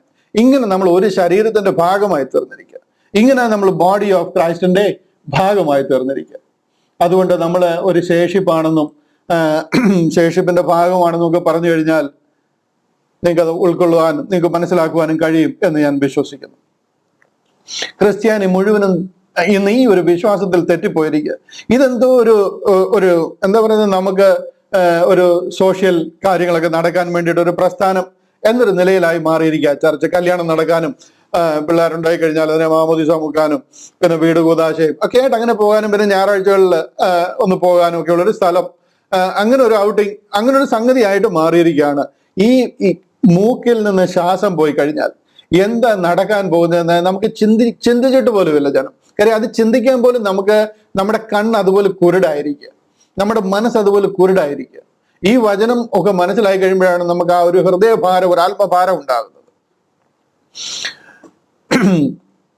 ഏറ്റവും അനുഗ്രഹീതമായ ഒരു കാലഘട്ടത്തിലാണ് നമ്മൾ ജീവിക്കുന്നത്. അതുകൊണ്ട് സത്യത്തെ ഉൾക്കൊള്ളുവാനും മനസ്സിലാക്കുവാനും കർത്താവിന്റെ മഹിമ കണ്ട സാക്ഷികളായിട്ട് കർത്താവിന് വേണ്ടി നിൽക്കുവാനും ഒക്കെ ഞാൻ നിങ്ങളെ പ്രബോധിപ്പിക്കുക. 10-ാമത്തെ വാക്യം വരെ നമ്മൾ കഴിഞ്ഞ ആഴ്ചയിൽ ചിന്തിച്ചു. 11-ാമത്തെ വാക്യം മുതൽ നമ്മൾ തുടർന്ന് വായിച്ച് ആ വിഷയത്തിലേക്ക് വരാൻ പോവുകയാണ്. ഞാൻ ഒന്ന് വായിച്ചു വിടുകയാണ്. നിങ്ങൾക്ക് ഇതിനോടകം ഈ കാര്യങ്ങളൊക്കെ മനസ്സിലാകുന്നുണ്ട്. സംശയമുള്ളവരുണ്ടെന്നുണ്ടെങ്കിൽ ചോദ്യങ്ങൾ ചോദിച്ചു കഴിഞ്ഞാൽ ഞാനത് ക്ലാരിഫൈ ചെയ്ത് തരാം. നിങ്ങളെ മനസ്സിലാക്കിക്കുക എന്നുള്ളത് നിങ്ങളുടെ ഉത്തരവാദിത്തത്തെക്കാൾ ഞാനത് ഉത്തരവാദിത്തമായിട്ട് ഏറ്റെടുത്തിരിക്കുക. അതുകൊണ്ട് എന്തെങ്കിലും സംശയം വരാൻ പഴുതുണ്ടെങ്കിൽ അവിടെ ഒക്കെ ഞാൻ ക്ലാരിഫൈ ചെയ്തിട്ടാണ് ഞാൻ മുന്നോട്ട് പോയിക്കൊണ്ടിരിക്കുന്നത് എന്ന് ഞാൻ വിശ്വസിക്കുന്നു. എന്നിരുന്നാലും ഡൗട്ടുകൾ നിങ്ങൾക്ക് ചോദിക്കാൻ തീർച്ചയായിട്ടും അവസരമുണ്ടെന്നൂടെ ഓർപ്പിക്കുക. എന്നാൽ അവർ വീഴേണ്ടതിനോ ഇടറിയത് എന്ന് ഞാൻ ചോദിക്കുന്നു. ഒരു നാളുമല്ല. അവർക്ക് എരിവ് വരുത്തുവാൻ അവരുടെ ലംഘനം ഹേതുവായി ജാതികൾക്ക് രക്ഷ വന്നു എന്നേ ഉള്ളൂ. അവരുടെ ലംഘനം ഹേതുവായി ജാതികൾക്ക് രക്ഷ വന്നു. അവരുടെ വീഴ്ച നിമിത്തം, ഇംഗ്ലീഷിൽ പറഞ്ഞിരിക്കുന്നത് കണ്ടില്ലയോ, അവിടെ പറയാണ് rather through the fall of Israel salvation is come unto Gentiles. അവരുടെ വീഴ്ച നിമിത്തം നമുക്ക് ഈ അനുഗ്രഹം വന്നിരിക്കുക. അല്ലാതെ അവരുടെ കൂടെ നമുക്ക് അന്ന് അനുഗ്രഹം ഉണ്ടായിരുന്നു, കർത്താവ് വന്നപ്പം നമ്മളും അനുഗ്രഹിക്കപ്പെട്ടു, നമ്മളോട് കർത്താവ് പറഞ്ഞു, ഇതൊന്നും നമ്മളോട് പറഞ്ഞ കാര്യമല്ല, അവരോട് പറഞ്ഞ കാര്യം. അവർ വീണു പോയത് കൊണ്ട് ആ രക്ഷ നമുക്ക് കിട്ടിയിരിക്കുക.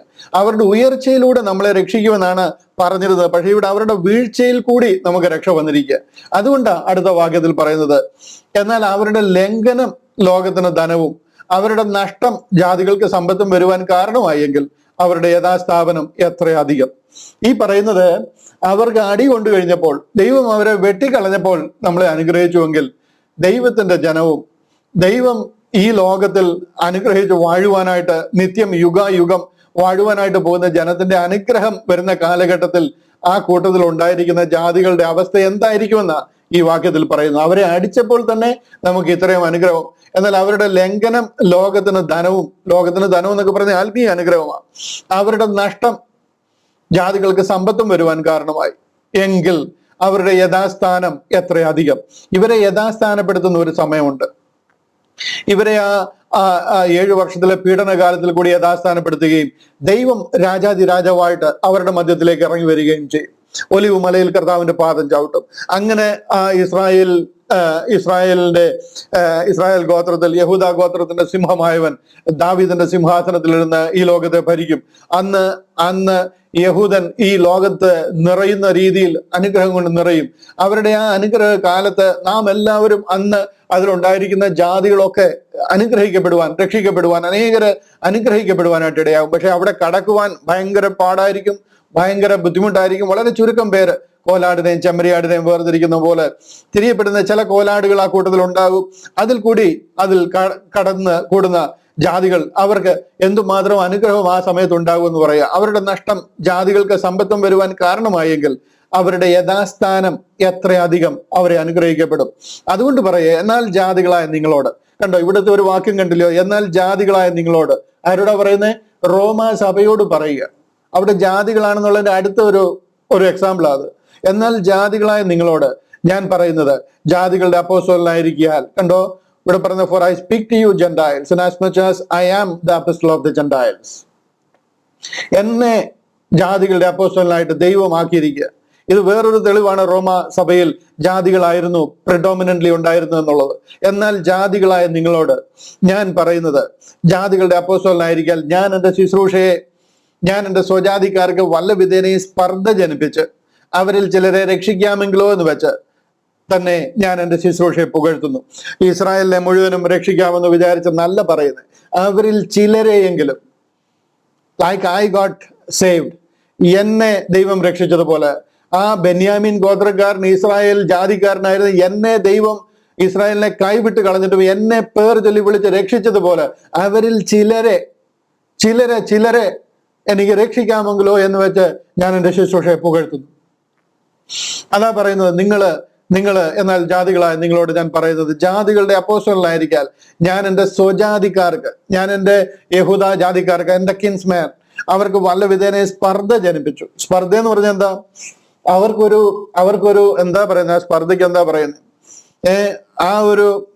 അവർക്ക് വേണ്ടി ഒരുക്കിയിരുന്ന ആ ദൈവരാജ്യം, പച്ച മലയാളത്തിൽ പറഞ്ഞാൽ മണ്ണും ചാരി നിന്നവൻ പെണ്ണും കൊണ്ടുപോയി എന്ന് പറയുന്ന മാതിരി, ഇതൊന്നും അറിയാതെ ചുമ്മാതെ മണ്ണും ചാരി നിന്ന് നമുക്ക് ലഭിക്കുവാനായിട്ടിടയായി, വലിയ അനുഗ്രഹങ്ങൾ നമുക്ക് ലഭിക്കാനായിട്ടിടയായി. അങ്ങനെ പോയിരിക്കുന്നു എന്ന് ഞാൻ അവരെ എടുത്തു കാണിക്കുമ്പോൾ അവർക്കൊരു ജലസ്, അല്ലെങ്കിൽ ഒരു എന്താ പറയുന്ന ഒരു സ്പർദ്ധ, അല്ലെങ്കിൽ ഒരു അസൂയ, ഒരു സ്നേഹം കൊണ്ടുള്ള ഒരു അസൂയ, അവർക്ക് വേണമെന്നുള്ളൊരു അസൂയ, അതെങ്കിലും അവരുടെ മനസ്സിൽ ഉണ്ടായിട്ട് ആ സ്പർദ്ധ അവരിൽ ജനിപ്പിച്ചിട്ട് അവരിൽ ചിലരെയെങ്കിലും രക്ഷിക്കാമോ എന്ന് വെച്ച് ഞാൻ എൻ്റെ ശുശ്രൂഷയെ പുകഴ്ത്തുന്നു അവരുടെ ഇടയിൽ. അടുത്ത വാക്യം, അവരുടെ ഭ്രംശം ലോകത്തിന്റെ നിരപ്പിന് ഹേതുവായെങ്കിൽ അവരുടെ അംഗീകരണം മരിച്ചവരുടെ ഉയർപ്പെന്നല്ലാതെ എന്താകും? അവർ വീണു പോയി കഴിഞ്ഞാൽ, for it is it the casting away of them. കണ്ടോ, കാസ്റ്റിംഗ് അവേ ഓഫ് ദം എന്നൊക്കെ പറഞ്ഞ് അവരെ വെട്ടിക്കളഞ്ഞു എന്നുള്ളത് പറയുക. For the casting away of them be the reconciling of the world. What shall the receiving of them be but life from the dead? Hallelujah. ദൈവം അവരെ വെട്ടിക്കളഞ്ഞു, എന്നാൽ അവരെ ദൈവം യഥാസ്ഥാനപ്പെടുത്തും. അതിന് ഹേതുവായെങ്കിൽ അവരുടെ അംഗീകരണം, ദൈവം അവരെ അംഗീകരിക്കുന്ന ഒരു സമയം വരും. ഇസ്രായേലിനോട് അവരുടെ പാപത്തെ ക്ഷമിക്കുന്ന ഒരു നാൾ വരും. ഇസ്രായേൽ ആസ് എ ഹോൾ രക്ഷിക്കപ്പെടും. അതാണ് അവരുടെ മഹാപാപ പരിഹാര ദിനം എന്ന് പറയുന്നത്, the great day of atonement. അവരുടെ ആ ഒരു മഹാപാപ പരിഹാര ദിനം അവരുടെ 6ാമത്തെ പെരുന്നാളാ. 7 പെരുന്നാളുകൾ കൊടുത്തിരിക്കുന്നതിൽ 6ാമത്തെ പെരുന്നാളാ. അത് കാഹള പെരുന്നാൾ കഴിഞ്ഞാൽ അടുത്തത് മഹാപാപ പരിഹാര പെരുന്നാളാ. അത് കഴിഞ്ഞിട്ടാണ് കൂടാര പെരുന്നാൾ. ആ യഹൂദൻ as a whole, as a nation, ആ മഹാപാപ പരിഹാര പെരുന്നാളൊക്കെ ആഘോഷിക്കുന്ന എന്തിനാന്ന് ചോദിച്ചു കഴിഞ്ഞാൽ, വിടുവിക്കുന്നവൻ സിയോനിൽ നിന്ന് വരും. അവൻ ഇസ്രായേലിൽ നിന്ന് അഭക്തിയെ മാറ്റും. അവരോട് ദൈവം അവരെ വിടുവിക്കും, അവരെ സ്വന്തം ജനമായിട്ട് ചേർക്കും. ആ കാര്യത്തിന് വേണ്ടിയിട്ട് വരാൻ പോകുന്നൊരു സമയമുണ്ട്. മരിച്ചവരുടെ ഉയർപ്പെന്നല്ലാതെ എന്താകും എന്ന് പറയുകയാണ്. അടുത്തത്, ഇവിടെ മുതലാണ് നമ്മൾ ആ ഒലിവിന്റെ വിഷയത്തിലേക്ക് വരുന്നത്. ഇത് എത്രമാത്രം പറഞ്ഞ് ഇന്ന് നിങ്ങളുടെ മനസ്സിലേക്ക് എത്തിക്കാൻ കഴിയുമെന്ന് എനിക്കറിയത്തില്ല. എന്നാലും ഞാൻ നിങ്ങളുടെ മനസ്സിൽ ഈ വിഷയം ഒന്ന് ഇടുകയാണ്. കാര്യം ഇത് നിങ്ങളുടെ മനസ്സിൽ കിടന്നൊന്ന് കുക്കാവണം. എന്താണ്, എങ്ങനെയാണ് ഈ കാലഘട്ടത്തിൽ ഇതിനെ എങ്ങനെ മനസ്സിലാക്കിയിരിക്കുന്നു എന്നുള്ളത് നിങ്ങളൊന്ന് മനസ്സിലാക്കണം. ഇവിടെ വെച്ച് കേട്ടിട്ട് അങ്ങ് വിട്ടുപോകല്, പല ആവർത്തി ഇത് വായിക്കണം. അതും ഈ കാലഘട്ടത്തിൽ ഇതിനെ എങ്ങനെ തെറ്റിദ്ധരിച്ചിരിക്കുന്നു. ബൈബിളിലും ഈ ഇൻസ്ട്രക്ഷൻസ് ലഭിച്ചിരിക്കുന്ന ആൾക്കാർക്ക് ബൈബിൾ എഴുതാനുള്ള പ്രേരണ ലഭിക്കുമ്പോൾ മലയാളം ബൈബിൾ ട്രാൻസ്ലേറ്റ് ഒക്കെ ചെയ്തിരിക്കുന്നത് ചാത്തുപിള്ള എന്ന് പറയുന്ന ഒരു മനുഷ്യൻ, ഒരു തഹസീൽദാറാണ് ഇത് ട്രാൻസ്ലേറ്റ് ചെയ്തിരിക്കുന്നത്. ഇംഗ്ലീഷിൽ നിന്ന് ബെഞ്ചമിൻ ബെയ്ലി അദ്ദേഹത്തെ ഏൽപ്പിക്കുമ്പോൾ ഒരു ഹൈന്ദവനായിരുന്ന ഒരു തഹസീൽദാർ, മദ്രാസിലെ വില്ലേജ് ഓഫീസിൽ തഹസീൽദാർ ആയിരുന്ന ഒരു മനുഷ്യനെ കൊണ്ടാണ് ഇത് ട്രാൻസ്ലേറ്റ് ചെയ്യിപ്പിച്ചിരിക്കുന്നത്. അദ്ദേഹം ഇത് മുഴുവനും ട്രാൻസ്ലേഷൻ കഴിഞ്ഞതിന് ശേഷമാണ് മാമോദീസ സ്വീകരിക്കുകയൊക്കെ ചെയ്യുന്നത്. ഇപ്പം അവരൊക്കെ ഈ കാര്യങ്ങൾ ഇതിലോട്ട് ട്രാൻസ്ലേറ്റ് ചെയ്യുമ്പോൾ ഇതിന്റെ ഒരു സ്കെൽട്ടൺ അവർക്ക് കൊടുക്കും. ഇതാണ് ഇതിന്റെ ഒരു സ്കെൽട്ടൺ. ഈ സ്കെൽട്ടണിനകത്ത് വേണം നിന്ന് കാര്യങ്ങൾ പോകാനായിട്ട്. ഇതിൽ നിന്ന് എന്തെങ്കിലുമൊക്കെ വ്യത്യാസമായിട്ട് നിങ്ങൾ കാണുന്നുണ്ടെങ്കിൽ അതിനെ അഡീഷണൽ വാക്കുകളും കാര്യങ്ങളും ഒക്കെ ചേർത്ത് ഈ സ്കെൽട്ടണിനകത്ത് കൊണ്ടുവരും. ആ ഒരു രീതിയിലാണ് ഈ ബൈബിള് മുഴുവനും ട്രാൻസ്ലേറ്റ് ചെയ്തിരിക്കുന്നത്. അങ്ങനെ ഒരു സ്കെൽട്ടണും ഇല്ലാത്ത ഒരു ബൈബിളാണ് ഈ കിങ് ജെയിംസ് വേർഷൻ ബൈബിൾ എന്ന് പറയുന്നത്. അതുകൊണ്ടാണ് കിങ് ജെയിംസ് വേർഷൻ ബൈബിളാണ് ഇന്ന് ദൈവം പ്രിസർവ് ചെയ്തിരിക്കുന്ന ബൈബിൾ എന്ന് പറയുന്നത്. ആ യഥാർത്ഥ ബൈബിൾ എന്ന് പറയുന്നത് KJV വേർഷൻ ബൈബിളാണ്. ബാക്കി എല്ലാ വേർഷനുകളും ഈ വേർതിരിവുകളും ഈ അഡ്ജസ്റ്റ്മെന്റുകളും നടത്തിയിട്ടുണ്ട്. അതുകൊണ്ട് ഇത് നമുക്ക് വായിച്ചു കഴിഞ്ഞാൽ മനസ്സിലാകത്തില്ല. കഴിഞ്ഞ ദിവസം ഞാൻ ഒരു ലിഡിയയുടെ സ്നാനത്തെക്കുറിച്ചൊരു എപ്പിസോഡ് ചെയ്തിരുന്നു. അതിനകത്തിൽ ലിഡിയയും കുടുംബവും സ്നാനപ്പെട്ടു എന്ന് പറയുന്നിടത്ത് അവളുടെ ഹൗസ് ഹോൾഡ് എന്ന് പറയുന്ന വാക്യത്തിനെയാണ് അതിനെ കുടുംബവും ആക്കി തീർത്തിരിക്കുന്നത്. ഹൗസ് ഹോൾഡ് എന്ന് പറഞ്ഞിരിക്കുന്ന അവരുടെ കൂടെ വന്നിരിക്കുന്ന ജനം, ഗ്രഹജനം, ബന്ധുജനം, കൂടെയുള്ള ആൾക്കാര്, കുടുംബാംഗങ്ങൾ, ഇതിനെ എല്ലാത്തിനെയും ഹൗസ് ഹോൾഡ് എന്നാ പറയുന്നത്. അതിന് കുടുംബം എന്ന് പറയുമ്പോഴത്തേന് ഹസ്ബൻഡും വൈഫും മക്കളും എല്ലാം കൂടെ സ്നാനപ്പെട്ടു എന്ന് വരുത്തി തീർക്കുന്ന രീതിയിലാണ് അതിനെ ആക്കി തീർത്തിരിക്കുന്നത്. സിറ്റിയിലേക്ക് പോയി അവര് ഫിലിപ്പിയൻ സിറ്റി വിട്ടിട്ട് അവര് വെളിയിലേക്ക് പോയി എന്നുള്ളതിന് ഗോപുരം വിട്ട് വെളിയിൽ പോയെന്ന് എഴുതിയിരിക്കുക. ആ ഗോപുരം വിട്ട് വെളിയിൽ പോയെന്ന് പറഞ്ഞാൽ ഒരുത്തർക്കും ഒന്നും മനസ്സിലാകത്തില്ല. ഇതുപോലുള്ള കുറെ വാക്കുകളൊക്കെ ഇതിനിടയിൽ ചേർത്തിട്ട് ആ ഒരു സ്കെൽട്ടൺ നിലനിർത്താൻ ഇവരെല്ലാവരും ഒത്തിരി പരിശ്രമിച്ചിട്ടുണ്ട്. അതിന്റെ പുറകിൽ പല സ്ഥലത്തും സാത്താന്റെ കൈയും ഉണ്ട് എന്ന് വിശ്വസിക്കുന്നതിൽ തെറ്റില്ല എന്നാണ് ഞാൻ മനസ്സിലാക്കുന്നത്. കാര്യം നമ്മൾ ഈ സത്യം അറിയരുത്. എൻഡ് ഓഫ് ദ ഡേ സാത്താന്റെ എയിം എന്ന് പറയുന്നത് ക്രൂശ് അറിയരുത്. വേറെ എന്ത് വേണമെങ്കിലും അറിഞ്ഞു, വേറെ എന്ത് വിഷയവും നമ്മൾ അറിയുന്നതിന് അവന് വലിയ പ്രശ്നമില്ല. ക്രൂശിലൂടെയുള്ള രക്ഷ അറിയാൻ പാടില്ല. അതിൽ വിശ്വസിക്കുന്നവർ അന്നേരം തന്നെ രക്ഷ പ്രാപിക്കുക.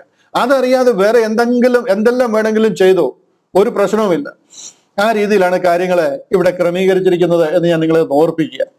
ഇവിടെ 16-ാമത്തെ വാക്യം മുതല് ഞാനൊന്ന് വായിക്കാം. അത് കഴിഞ്ഞിട്ട് ഈ വിഷയം നിങ്ങൾക്ക് പറഞ്ഞു തരുവാനായിട്ട് ശ്രമിക്കുക. ആദ്യ ഭാഗം വിശുദ്ധമെങ്കിൽ പിണ്ടം മുഴുവനും അങ്ങനെ തന്നെ. ആദ്യ ഭാഗം എന്ന് പറയുന്നത് ഈ ഒലിവ് മരത്തെ കുറിച്ചാണ് പറയുന്നത്. ഒലിവ് മരത്തിന്റെ ആ ഒരു വിഷയത്തെ കുറിച്ചാണ് പറയുന്നത്. ആദ്യ ഭാഗം വിശുദ്ധമെങ്കിൽ പിണ്ടം മുഴുവനും അങ്ങനെ തന്നെ. ഞാൻ ഇതിനെ വീണ്ടും തിരിച്ചു വരുമ്പോൾ വിശദീകരിക്കാം. വേർ വിശുദ്ധമെങ്കിൽ കൊമ്പുകളും അങ്ങനെ തന്നെ. കൊമ്പുകളിൽ ചിലത് ഒടിച്ചിട്ട് കാട്ടൊലിവായ നിന്നെ അവയുടെ ഇടയിൽ ഒട്ടിച്ചു ചേർത്ത് ഒലിവ് മരത്തിന്റെ ഫലപ്രദമായ വേരിന് പങ്കാളിയായി തീർന്നു എങ്കിലോ. കൊമ്പുകളുടെ നേരെ പ്രശംസിക്കരുത്. പ്രശംസിക്കുന്നുവെങ്കിൽ നീ വേരിനെ അല്ല, വേര് നിന്നെ അത്ര ചുമക്കുന്നത് എന്ന് ഓർക്കാം. എന്നാൽ എന്നെ ഒട്ടിക്കേണ്ടതിന് കൊമ്പുകളെ ഒടിച്ചു കളഞ്ഞു എന്ന് നീ പറയും. ശരി, അവിശ്വാസത്താൽ അവ ഒടിഞ്ഞുപോയി, വിശ്വാസത്താൽ നീ നിൽക്കുന്നു. ഞെളിയാതെ ഭയപ്പെടുക. സ്വാഭാവിക കൊമ്പുകളെ ദൈവം ആദരിക്കാതെ പോയെങ്കിൽ നിന്നെയും ആദരിക്കാതെ വന്നേക്കും. ആകയാൽ ദൈവത്തിന്റെ ദയയും ഖണ്ഡിതവും കാണുക. വീണവരിൽ ദൈവത്തിന്റെ ഖണ്ഡിതവും നിന്നിലോ നീ ദയയിൽ നിലനിന്നാൽ ദയയും തന്നെ, അല്ലെങ്കിൽ നീയും ഛേദിക്കപ്പെടും. അവിശ്വാസത്തിൽ നിലനിൽക്കാഞ്ഞാൽ അവരെയും കൂടെ ഒട്ടിക്കും. അവരെ വീണ്ടും ഒട്ടിപ്പാൻ ദൈവം ശക്തനല്ലോ. സ്വഭാവത്തിൽ കാട്ടുമരമായതിൽ നിന്ന് നിന്നെ മുറിച്ചെടുത്ത് സ്വഭാവത്തിന് വിരോധമായി നല്ല ഒലിവ് മരത്തിൽ ഒട്ടിച്ചുവെങ്കിൽ സ്വാഭാവിക കൊമ്പുകളായവരെ സ്വന്തമായ ഒലിവ് മരത്തിൽ എത്രയധികമായി ഒട്ടിക്കും. സഹോദരന്മാരെ, നിങ്ങൾ ബുദ്ധിമാന്മാരെന്ന് നിങ്ങൾക്ക് തന്നെ തോന്നാതിരിക്കാൻ ഈ രഹസ്യം അറിയരുത് എന്ന് ഞാൻ ആഗ്രഹിക്കുന്നു. ജാതികളുടെ പൂർണ്ണ സംഖ്യ ചേരുവോളം ഇസ്രായേലിന് അംശമായി കാഠിന്യം ഭവിച്ചിരിക്കുന്നു. ഞാൻ ഇതിലേക്ക് തിരിച്ചു വരാം. ഈ വിഷയമാണ് നമ്മൾ ചിന്തിക്കാനായിട്ട് പോകുന്നത്. എനിക്കറിയാം ഇതൊരു വലിയ വിഷയമാണ്. എൻ്റെ മുന്നിലുള്ള 10 മിനിറ്റ് കൊണ്ട് ഞാനിത് പറഞ്ഞാൽ ഇതെങ്ങും എത്തിച്ചേരത്തില്ല. ബട്ട് ഞാനിത് നിങ്ങളുടെ മുന്നിലേക്ക് വയ്ക്കുക. ഈ വിഷയം നിങ്ങൾ പഠിക്കണം. ഞാൻ അടുത്ത ആഴ്ചയിൽ നമുക്ക് അടുത്ത ആഴ്ച കൊണ്ട് ഈ വിഷയം ഒന്ന് അവതരിപ്പിച്ച് കിട്ടിക്കഴിഞ്ഞാൽ അടുത്ത ആഴ്ച കൊണ്ട് നമുക്ക് ഇതിനെ പറഞ്ഞു തീർക്കുവാനായിട്ട് കഴിയും. അടുത്ത ആഴ്ചയിൽ നമുക്ക് ക്ലാസ് ഇല്ല. ദ ഫോളോവിങ് വീക്ക്, അടുത്തതിന്റെ പിന്നത്തെ ആഴ്ചയിൽ. ഇവിടെ ഒരു ഒലിവ് വൃക്ഷത്തെ കുറിച്ചാണ് പോൾ പറയുന്നത്. ആ ഒലിവ് വൃക്ഷം എങ്കിൽ കൊമ്പുകളും അങ്ങനെ തന്നെ. ഇവിടെ ഒരു ഒലിവ് വൃക്ഷത്തെ കാണിക്കുക. കൊമ്പുകളിൽ ചിലത് ഒടിച്ചിട്ട് കാട്ടൊലിവായി നിന്നെ അവയുടെ ഇടയിൽ ഒട്ടിച്ചു ചേർത്തു, ഒലിവ് മരത്തിന്റെ ഫലപ്രദമായ വേരിന് പങ്കാളിയായി തീർത്തു എങ്കിലോ. ഇവിടെ ആ വാക്യം ഞാൻ നിങ്ങളെ കാണിച്ചില്ലായിരുന്നു. ഇതാണ്, കൊമ്പുകളിൽ ചിലത് ഒടിച്ചിട്ട് കാട്ടൊലിവായി നിന്നെ അവയുടെ ഇടയിൽ ഒട്ടിച്ച് ചേർത്ത് ഒലിവ് മരത്തിന്റെ ഫലപ്രദമായ വേരിന് പങ്കാളിയായി തീർത്തു എങ്കിലോ. ഇവിടെ ഒരു ഒലിവ് മരത്തെ കുറിച്ചാണ് പറയുന്നത്. ഈ ഒലിവ് മരം യഹൂദനെ അല്ല ആക്ച്വലി കാണിക്കുന്നത്, ദൈവിക പദ്ധതിയാണ് കാണിക്കുന്നത്. നമ്മൾ ഇതിനെ മൊത്തമായിട്ട് മനസ്സിലാക്കണം. ഇവിടെ ദൈവം പറയാനായിട്ട് ഈ ഒലിവ് മരമൊക്കെ കാണിച്ച് പൗലോസ് അപ്പോസ്തലൻ പറയാൻ ഉദ്ദേശിക്കുന്നത് കൃപയാൽ വിശ്വാസം മൂലം നാം രക്ഷിക്കപ്പെട്ടിരിക്കുന്നു എന്നൊരു സുവിശേഷമല്ല പറയാൻ പോകുന്നത്. മറിച്ച് യഹൂദനെ കൈവിട്ടു, നമ്മളെ ചേർത്തു, അതിനുശേഷം ദൈവം യഹൂദനെ വീണ്ടും ചേർക്കും, വീണ്ടും എടുക്കും. ഇതൊരു ഡിസ്പെൻസേഷണൽ ചാപ്റ്ററാണ്. യുഗപരമായിട്ട് എന്തായിരുന്നു ദൈവിക പദ്ധതി എന്ന് കാണിക്കുന്ന ഒരു പദ്ധതിയാണ് ഇതിലൂടെ ഈ പറയുന്നത്. ഈ 3 അധ്യായത്തിനെ അതുകൊണ്ടാണ് ഡിസ്പെൻസേഷണൽ ചാപ്റ്റേഴ്സ് അല്ലെങ്കിൽ യുഗപരമായ അധ്യായങ്ങൾ എന്ന് പറയാൻ കാരണം. ഇവിടെ നമ്മുടെ രക്ഷാപദ്ധതി എന്താണെന്ന് വെളിപ്പെടുത്തുന്നതിനേക്കാൾ ഉപരി എന്താണ് ഓരോ യുഗത്തിലും ദൈവം ചെയ്തിരുന്ന പദ്ധതി എന്ന് കൂടുതലായിട്ട് വെളിപ്പെടുത്തുക. ഇവിടെ ഈ ഒലിവ് മരം കാണിക്കുന്നത് യഹൂദനെ ആണോ എന്ന് ചോദിച്ചാൽ നമുക്ക് യെസ്, യഹൂദൻ എന്ന് പറയാൻ പറ്റത്തില്ല. കാര്യം എന്താണെന്ന് ചോദിച്ചു കഴിഞ്ഞാൽ ഒരു ദൈവിക പദ്ധതിയാണ് കാണിക്കുന്നത്. അതിൽ യഹൂദനായിരുന്നു ഉണ്ടായിരുന്നത്. കാര്യം യഹൂദനല്ലാതെ വേറെ ആരും ദൈവിക പദ്ധതിയിൽ ഇല്ലായിരുന്നു. ആ ഒലിവ് മരത്തിന്റെ ഭാഗം മുഴുവനും യഹൂദനായിരുന്നു. വേറെ ആരെങ്കിലും രക്ഷിക്കപ്പെടണമെന്നുണ്ടെങ്കിലും അവൻ യഹൂദ മതാനുസാരി ആവണം, അവൻ ഈ ഒലിവ് മരത്തിന്റെ ഭാഗമായിട്ട് മാറണം. അങ്ങനെ അവൻ ആ ഒലിവ് മരത്തിൽ വരും. അതാണ് ആക്ച്വലി ഈ ഒലിവ് മരത്തെ കാണിക്കുന്നത്. എന്നാൽ യഹൂദനെ കാണിക്കാൻ ദൈവം എപ്പോഴും ഉപയോഗിക്കുന്ന അത്തിയാണ്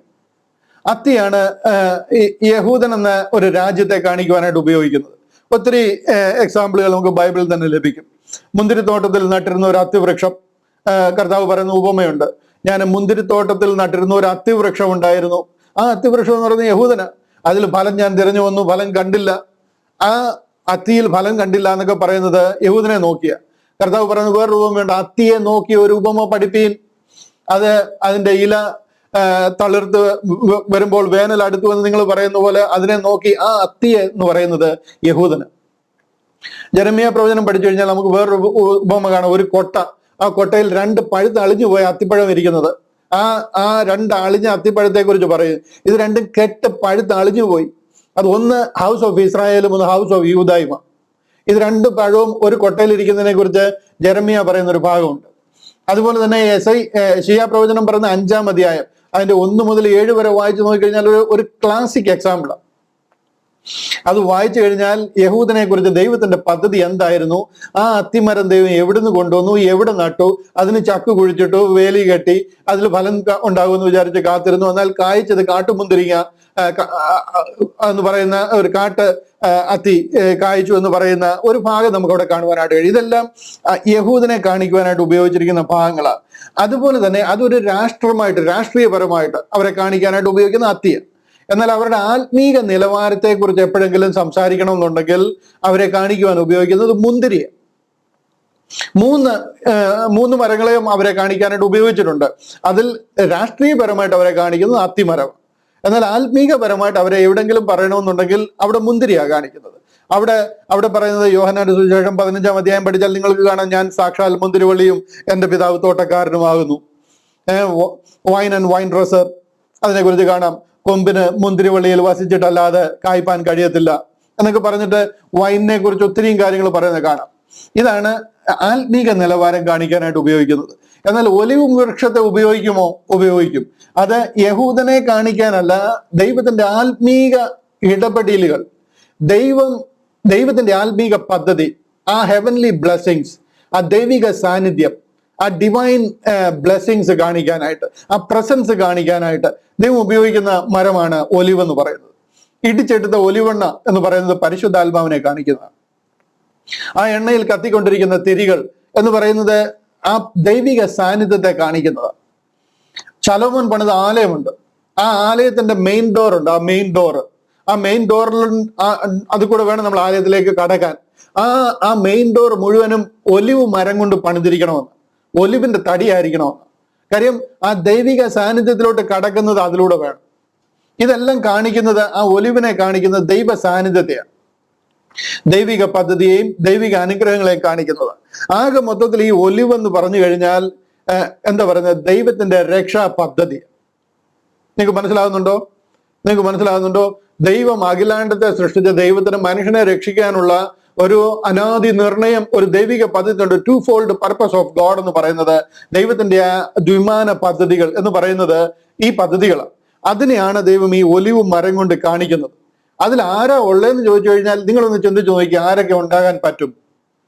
യഹൂദനല്ലാതെ വേറെ ആരും ദൈവജനമായിട്ടില്ല. ദൈവം വീണ്ടെടുത്ത, ദൈവം വിളിച്ച് വേർതിരിച്ചിരിക്കുന്ന ജനമായ യഹൂദൻ. അതുകൊണ്ട് തന്നെ അവരിൽ കൂടെയാണ് ഈ പദ്ധതി നിറവേറേണ്ടുന്നത്. അതിന്റെ തായ്തടി എന്ന് പറയുന്നത് ദൈവം വിളിച്ചാക്കിയിരിക്കുന്ന അവരുടെ പിതാക്കന്മാരാണ്. അതിന്റെ വേരെന്ന് പറയുന്നത് അബ്രഹാമിൽ കൂടി അതിന്റെ തായ്തടിയാ പിതാക്കന്മാര്. ഇസ്ഹാക്കും യാക്കോബും മോശയും ദാവീദും ആ വരുന്ന പിതാക്കന്മാരും അതിന്റെ ഒരു തായ്തടി. ഇതിന് മൊത്തത്തിൽ നോക്കിക്കഴിഞ്ഞാൽ ഒരു ദൈവിക അനുഗ്രഹ പദ്ധതിയും ദൈവത്തിന്റെ പ്ലാനും ദൈവത്തിന്റെ പർപ്പസും കാണുന്ന ആ ഒലിവ് മരം എന്ന് പറയുന്നത്.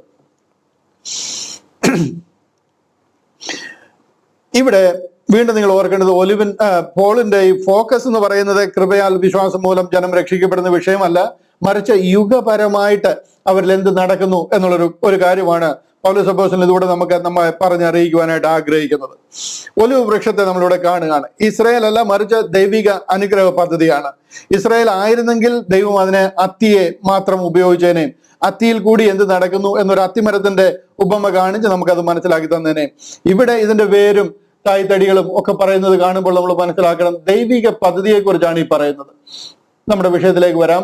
ഞാനിത് വായിച്ച് അല്പമായിട്ട് അതിനൊന്ന് ടച്ച് ചെയ്ത് വിടാം. അടുത്ത ദിവസങ്ങളിൽ ഇതിന്റെ വിശദീകരണം ഞാൻ ആ ഒലിവ് മരവും അതിനെ വെട്ടിക്കളയുന്നതും വെട്ടി ഒട്ടിക്കുന്നതും ഒക്കെ പടമൊക്കെ കാണിച്ച് ഞാനത് എക്സ്പ്ലെയിൻ ചെയ്യാം. 16-ാമത്തെ വാക്യത്തിൽ ഇങ്ങനെയാ പറയുന്നത്. 16-ാമത്തെ വാക്യം പറയുകയാണ്, ആദ്യ ഭാഗം വിശുദ്ധം എങ്കിൽ പിണ്ഡം മുഴുവനും അങ്ങനെ തന്നെ. എന്ത് നിങ്ങൾക്ക് മനസ്സിലാകുന്നുണ്ട് ഇതിൽ നിന്ന്? ഈ ഒലിവ് മരത്തിന്റെ ആദ്യ ഭാഗം വിശുദ്ധം. ഇതിന്റെ ആദ്യ ഭാഗം ഏതാ? അതാണ് അതിന്റെ വേരും തായ്തടിയും ഒക്കെ. അത് വിശുദ്ധമാണെങ്കിൽ, അത് വിശുദ്ധമായിരുന്നോ? അതാരാ? അത് അബ്രഹാമും ഇസഹാക്കും യാക്കോബും ദൈവം വിളിച്ച് വേർതിരിച്ച വാഗ്ദത്ത സന്തതി പരമ്പരയാണ്. അബ്രഹാമിൽ കൂടി ദൈവം വിളിച്ചിരിക്കുന്ന ഒരു പരമ്പരയാണ്. അതാണ് അതിന്റെ ആദ്യ ഭാഗം എന്ന് പറയുന്നത് അബ്രഹാമാണ്. ആ അബ്രഹാമും വിശുദ്ധം എങ്കിൽ, അബ്രഹാം ആദ്യ ഭാഗം വിശുദ്ധമെങ്കിൽ പിണ്ഡം മുഴുവനും അങ്ങനെ തന്നെ. പിണ്ഡം എന്ന് പറയുന്നത് എന്തുവാ? ആ ഒരു മുഴുവനും സംഗതി. ഇതിനെയാണ് പറയുന്നത് എന്താ ഈ പിണ്ഡം എന്നൊക്കെ ഉദ്ദേശിക്കുന്നത്? കളിമണ്ണിന്റെ ഒരു ഇതിനെയാ ഉദ്ദേശിക്കുന്നത്. അതിൽ നിന്ന് കുശവന് കുറച്ചു ഭാഗം മാനപാത്രത്തിനും കുറച്ചിനെ അപമാനത്തിനും പണിയുവാൻ കുശവന് പിണ്ഡത്തിനും മേൽ അധികാരമുണ്ട് എന്നൊക്കെ പറയുന്ന ആ ഒരു പിണ്ഡം, അതായത് മുഴുവനും ക്ലേ, അല്ലെങ്കിൽ ആ മുഴുവനായിട്ട് ഇസ്രായേലിനെ കാണിക്കുക. ആ അബ്രഹാമിന്റെ സന്തതി പരമ്പരയായിട്ട് വന്നിരിക്കുന്ന ആ ജനം മുഴുവനും അവരെ കാണിക്കുന്നത്. അവിടെ പറയുകയാണ്, ആദ്യ ഭാഗം വിശുദ്ധമെങ്കിൽ, വിശുദ്ധമായിരുന്നുകൊണ്ടാണല്ലോ ദൈവം വിളിച്ചതും ദൈവം അനുഗ്രഹിച്ചതും നിന്നിൽ കൂടി ലോക ജനങ്ങൾ മുഴുവൻ അനുഗ്രഹിക്കപ്പെടുന്നുള്ള വാഗ്ദത്തമൊക്കെ കൊടുത്തത്. എങ്കിൽ പിണ്ഡം മുഴുവനും അങ്ങനെ തന്നെ, അവരിൽ നിന്ന് വരുന്ന ജനം മുഴുവൻ അങ്ങനെ തന്നെ ആയിരിക്കണം. വേറെ വിശുദ്ധമെങ്കിൽ കൊമ്പുകളും അങ്ങനെ തന്നെ, അതിൽ നിൽക്കുന്ന അവരുടെ സന്തതി പരമ്പരകളും 12 ഗോത്രങ്ങളും ഗോത്ര പിതാക്കന്മാരും ഗോത്രത്തിൽ വന്നു ചേർന്നിരിക്കുന്ന ആ കൊമ്പുകളും ചില്ലകളും കായ്കളും പൂക്കളും എല്ലാം അങ്ങനെ തന്നെ ആയിരിക്കണമായിരുന്നു. കാര്യം ദൈവജനം അവർ ഒരു സാധാരണ ജാതിയെ പോലെ അല്ല. ദൈവത്തിന്റെ കൽപ്പനകൾ അനുസരിച്ചിട്ടുള്ള ദൈവത്തിന്റെ നിയമപ്രകാരം നിൽക്കുന്ന വേർതിരിക്കപ്പെട്ട വിശുദ്ധ ജനമാണ്. അതുകൊണ്ട് അവരെല്ലാവരും കൊമ്പുകളും അങ്ങനെ തന്നെ ആയിരിക്കണം. കൊമ്പുകളിൽ ചിലത് ഒടിച്ചിട്ട് കാട്ടൊലിവായി നിന്നെ അവയുടെ ഇടയിൽ ഒട്ടിച്ചു ചേർത്തു, ഒലിവ് മരത്തിന്റെ ഫലപ്രദമായ വേരിന് പങ്കാളിയായി തീർത്തു. എങ്കിലോ കൊമ്പുകളുടെ നേരെ പ്രശംസിക്കരുത്, പ്രശംസിക്കുന്നുവെങ്കിൽ നീ വേരിനെ അല്ല, വേർ നിന്നെ അത്ര ചുമക്കുന്നത് എന്ന് ഓർക്കാം. കൊമ്പുകളിൽ ചിലത് ഒടിച്ചിട്ട്, അതായത് ആ നിൽക്കുന്ന കൊമ്പുകൾ അതാരാ? ആ കർത്താവ് ലോകത്തിലുണ്ടായിരുന്ന കാലഘട്ടത്തിലുണ്ടായിരുന്ന യഹൂദന. ആ ചിലത് ഒടിച്ചിട്ട് കാട്ടൊലിവായി നിന്നെ അവയുടെ ഇടയിൽ ചേർത്തൊട്ടിച്ചു. ഈ അവയുടെ ഇടയിൽ ചേർത്തൊട്ടിച്ചു എന്ന് പറഞ്ഞു കഴിഞ്ഞാൽ ഇതിനെ ഇസ്രായേലിൽ ചേർത്തൊട്ടിച്ചു എന്നല്ല പറയുന്നത്. ഇസ്രായേൽ ആയിരുന്നുണ്ടെങ്കിൽ ദൈവം അത്തിമരത്തെ കാണിച്ചേനെ. ഇത് ഒലിവ് മരം, ദൈവിക രക്ഷാ പദ്ധതിയുടെ പ്ലാനാ. ആ ദൈവിക രക്ഷാ പദ്ധതിയിൽ നിന്ന് ചില കൊമ്പുകളെ ദൈവം വെട്ടിക്കളഞ്ഞു. ഒട്ടുമുക്കാലും കൊമ്പുകളെ ദൈവം വെട്ടിക്കളഞ്ഞു. കാര്യം അവര് ദൈവത്തെ അറിഞ്ഞില്ല. ദൈവത്തെ അവൻ സ്വന്തമായതിലേക്ക് വന്നു, സ്വന്തമായവരോ അവനെ കൈക്കൊണ്ടില്ല. പരിശുദ്ധാത്മാവിനെതിരെ ദൂഷണം പറയുമ്പോൾ ദൈവം അവരെ വെട്ടിക്കളയും. ആ കൊമ്പുകളെ ദൈവം വെട്ടിക്കളഞ്ഞു. യെരൂശലേമേ, നിങ്ങളെ എന്റെ ചിറകിൻ കീഴിൽ പാർപ്പിക്കുവാൻ എനിക്ക് മനസ്സായിരുന്നു, നിങ്ങൾക്കോ മനസ്സായില്ല, നിങ്ങളുടെ ഭവനം ശൂന്യമായി തീരും. അങ്ങനെ ദൈവം ആ കൊമ്പുകളെ വെട്ടിക്കളഞ്ഞു. ആ വെട്ടിക്കളഞ്ഞതിന് ശേഷം ചില കൊമ്പുകൾ മാത്രം ശേഷിച്ചു. ചെറിയ ചില കൊമ്പുകൾ, അതിനെയാണ് അവരുടെ റെമനന്റ് എന്ന് പറയുന്നത്. അത് 12 അപ്പോസ്തലന്മാരും അവരിൽ കൂടെ രക്ഷിക്കപ്പെട്ട ഇസ്രായേൽ ജനവും യഹൂദ മതാനുസാരികളും ചേരുന്ന ഒരു ചെറിയ ഗ്രൂപ്പ്. ആ ചെറിയ കൊമ്പുകൾ മാത്രം അതിൽ ശേഷിച്ചു. ആ ഒലിവ് മരത്തിന്റെ തിരിച്ചു വരാം. കൊമ്പുകളിൽ ചിലത് ഒടിച്ചിട്ട് കാട്ടൊലിവായതിനെ അവയുടെ ഇടയിൽ ഒട്ടിച്ചു ചേർത്തു. നിങ്ങളെ വെട്ടി ഞാൻ അവയുടെ ഇടയിൽ ഒട്ടിച്ചു ചേർത്തു എന്ന് പറയുമ്പോൾ നമ്മൾ മനസ്സിലാക്കുന്നത്, ആ ഒലിവ് മരം എന്ന് പറയുന്നത് ഒരു രക്ഷാ പദ്ധതിയാണെങ്കിലും ദൈവത്തിന്റെ രക്ഷാ പദ്ധതികൾ ദൈവത്തിന് ദ്വിമാന പദ്ധതികളാണ്. 2-fold purpose of God. ആകാശവും ഭൂമിയും പോലെ തന്നെ സ്വർഗവും ഭൂമിയും ദൈവത്തിന് രക്ഷാ പദ്ധതികൾ 2 രീതിയിലാണ് ദൈവം ക്രമീകരിച്ചിരിക്കുന്നത്. നമുക്കും യഹൂദനുമുള്ള 2 പദ്ധതികളും രണ്ടും രണ്ടായിട്ടാണ് ക്രമീകരിച്ചിരിക്കുന്നെങ്കിലും ഇവിടെ കാണിക്കുമ്പോൾ ഒരു ഒലിവ് മരമായിട്ടാണ് അതിനെ ദൈവം കാണിക്കുന്നെങ്കിലും ദൈവത്തിന്റെ രക്ഷാ പദ്ധതിയാണ്. ഇതുകൊണ്ടാണ് ഞാൻ പറഞ്ഞത്, ഇതൊരു രക്ഷയെക്കുറിച്ച് പറഞ്ഞിരിക്കുന്ന ഒരു അധ്യായമല്ല, മറിച്ച് നമ്മുടെ കാലഘട്ടങ്ങളെ കാണിക്കുവാൻ വേണ്ടിയിട്ടും ആ ഒരു യുഗപരമായ പഠനം നമുക്ക് മനസ്സിലാകാൻ വേണ്ടി ആ ഒരു ഡിസ്പെൻസേഷണൽ ചാപ്റ്റേഴ്സ് ആയിട്ടാണ് ഈ അധ്യായത്തെ ക്രമീകരിച്ചിരിക്കുന്നത്. കൊമ്പുകളിൽ ചിലത് ഒടിച്ചിട്ട് നമ്മളെ കാട്ടൊലിവായതിനെ അവയുടെ ഇടയിൽ ഒട്ടിച്ചു ചേർത്തു, ഒലിവ് മരത്തിന്റെ ഫലപ്രദമായ വേരിന് പങ്കാളിയായി തീർത്തുവെങ്കിലോ. തീർച്ചയായിട്ടും അബ്രഹാമിനോട് കൊടുത്തിരുന്ന ആ വാഗ്ദത്തത്തിന്റെ പങ്കാളികളാണ് നമ്മളായി തീർന്നിരിക്കുന്നത്. അബ്രഹാമിനോട് പറഞ്ഞിരിക്കുന്നത്, നിന്നിൽ കൂടി ഇസ്രായേൽ ജനം മുഴുവൻ അനുഗ്രഹിക്കപ്പെടുമെന്നല്ല, നിന്നിൽ കൂടി ഉലകത്തിലുള്ള സകല മാനവരാശിയും അനുഗ്രഹിക്കപ്പെടുമെന്ന ആ അനുഗ്രഹത്തിന് നമുക്ക് പങ്കാളിയായി തീർന്നിരിക്കുക. അബ്രഹാം പിതാവിൽ കൂടെ തന്നിരുന്ന ആ അനുഗ്രഹത്തിന് തന്നെ നമ്മൾ പങ്കാളിയായി തീർന്നിരിക്കുക. ഹല്ലേലൂയ. പങ്കാളിയായി തീർന്നു എങ്കിലോ, അടുത്ത വാക്യം, കൊമ്പുകളുടെ നേരെ പ്രശംസിക്കരുത്. അതായത് ആ വീണുപോയ കൊമ്പുകളുടെ നേരെയോ നിലനിൽക്കുന്ന കൊമ്പുകളുടെ നേരെയോ പ്രശംസിക്കരുത്. പ്രശംസിക്കുന്നുവെങ്കിൽ നീ വേരിനെയല്ല, വേര് നിന്നെ എത്ര ചുമക്കുന്നത് എന്ന് ഓർക്കാം. ഇവിടെ ഒരല്പം കൂടെ ഇതിനെ എക്സ്പ്ലെയിൻ ചെയ്യണം. ഞാൻ ഇന്ന് അതിലേക്ക് കടക്കുന്നില്ല, തൽക്കാലം ഇവിടെ നിർത്തുകയാണ്. ഈ വിഷയം നിങ്ങളുടെ മുന്നിലേക്ക് വയ്ക്കുകയാണ്. അടുത്ത ആഴ്ചത്തെ ക്ലാസ്സിൽ, അടുത്ത നമ്മൾ കൂടി വരുന്ന ക്ലാസ്സിൽ ഈ വിഷയം ചിന്തിച്ച് തീർക്കുവാനായിട്ട് ഞാൻ കർത്താവിൽ ആശിക്കുന്നു. ദൈവം അത് നിങ്ങൾക്ക് മനസ്സിലാക്കി തരട്ടെ. ഇത് മനസ്സിലാക്കി കഴിയുമ്പോൾ നമ്മളെ ഇസ്രായേലിനോട് ചേർത്ത് ഒട്ടിച്ചിരിക്കുകയല്ല, ദൈവം നമുക്ക് രക്ഷാ പദ്ധതി തന്നിരിക്കുകയാണ്. ഈ കാലഘട്ടത്തിൽ നമുക്ക് രക്ഷിക്കപ്പെടുവാനുള്ള ഒരു സുവർണ അവസരം ഒരുങ്ങിയിരിക്കുകയാണ്. അതുകൊണ്ട് സഹോദരന്മാരെ, നിങ്ങൾ ബുദ്ധിമാന്മാരെന്ന് നിങ്ങൾക്ക് തന്നെ തോന്നാതിരിപ്പാൻ, ജാതികളുടെ പൂർണ്ണസംഖ്യ ചേരുവോളം ഇസ്രായേലിന്റെ അംശമായി കാഠിന്യം സംഭവിച്ചിരിക്കുന്നു എന്നൊരു വസ്തുത നമുക്ക് മനസ്സിലാക്കി തരിക. ആ കാഠിന്യം കഴിയുന്ന നാളിൽ വിടുവിക്കുന്നവൻ സിയോനിൽ നിന്ന് വരികയും അവരെ യഥാസ്ഥാനപ്പെടുത്തുകയും ചെയ്യുന്ന ഒരു പദ്ധതിയിലേക്ക് ദൈവം കൊണ്ടുപോകും എന്ന് നമുക്ക് മനസ്സിലാക്കി തരുന്ന ഒരു അധ്യായമാണ്. അടുത്ത ദിവസത്തിൽ ഈ വിഷയം കൂടുതൽ മനസ്സിലാക്കുവാൻ ദൈവം നമുക്ക് കൃപ തരട്ടെ. ഈ വിഷയം ചേർന്ന് പഠിക്കുവാൻ ദൈവം നമുക്ക് അവസരം തരട്ടെ. നിങ്ങൾക്ക് മനസ്സിലാകുന്ന നിലയിൽ കൂടുതൽ ഇതിനെ ഓപ്പൺ ആക്കി പറഞ്ഞു തരുവാൻ ദൈവം എന്നെയും സഹായിക്കട്ടെ എന്ന് പ്രാർത്ഥിക്കുന്നു. ദൈവം നമ്മളെ ഓരോരുത്തരെയും അനുഗ്രഹിക്കുമാറാകട്ടെ. കർത്താവിന്റെ കൃപ നമ്മളോട് കൂടെ ഇരിക്കുമാറാകട്ടെ.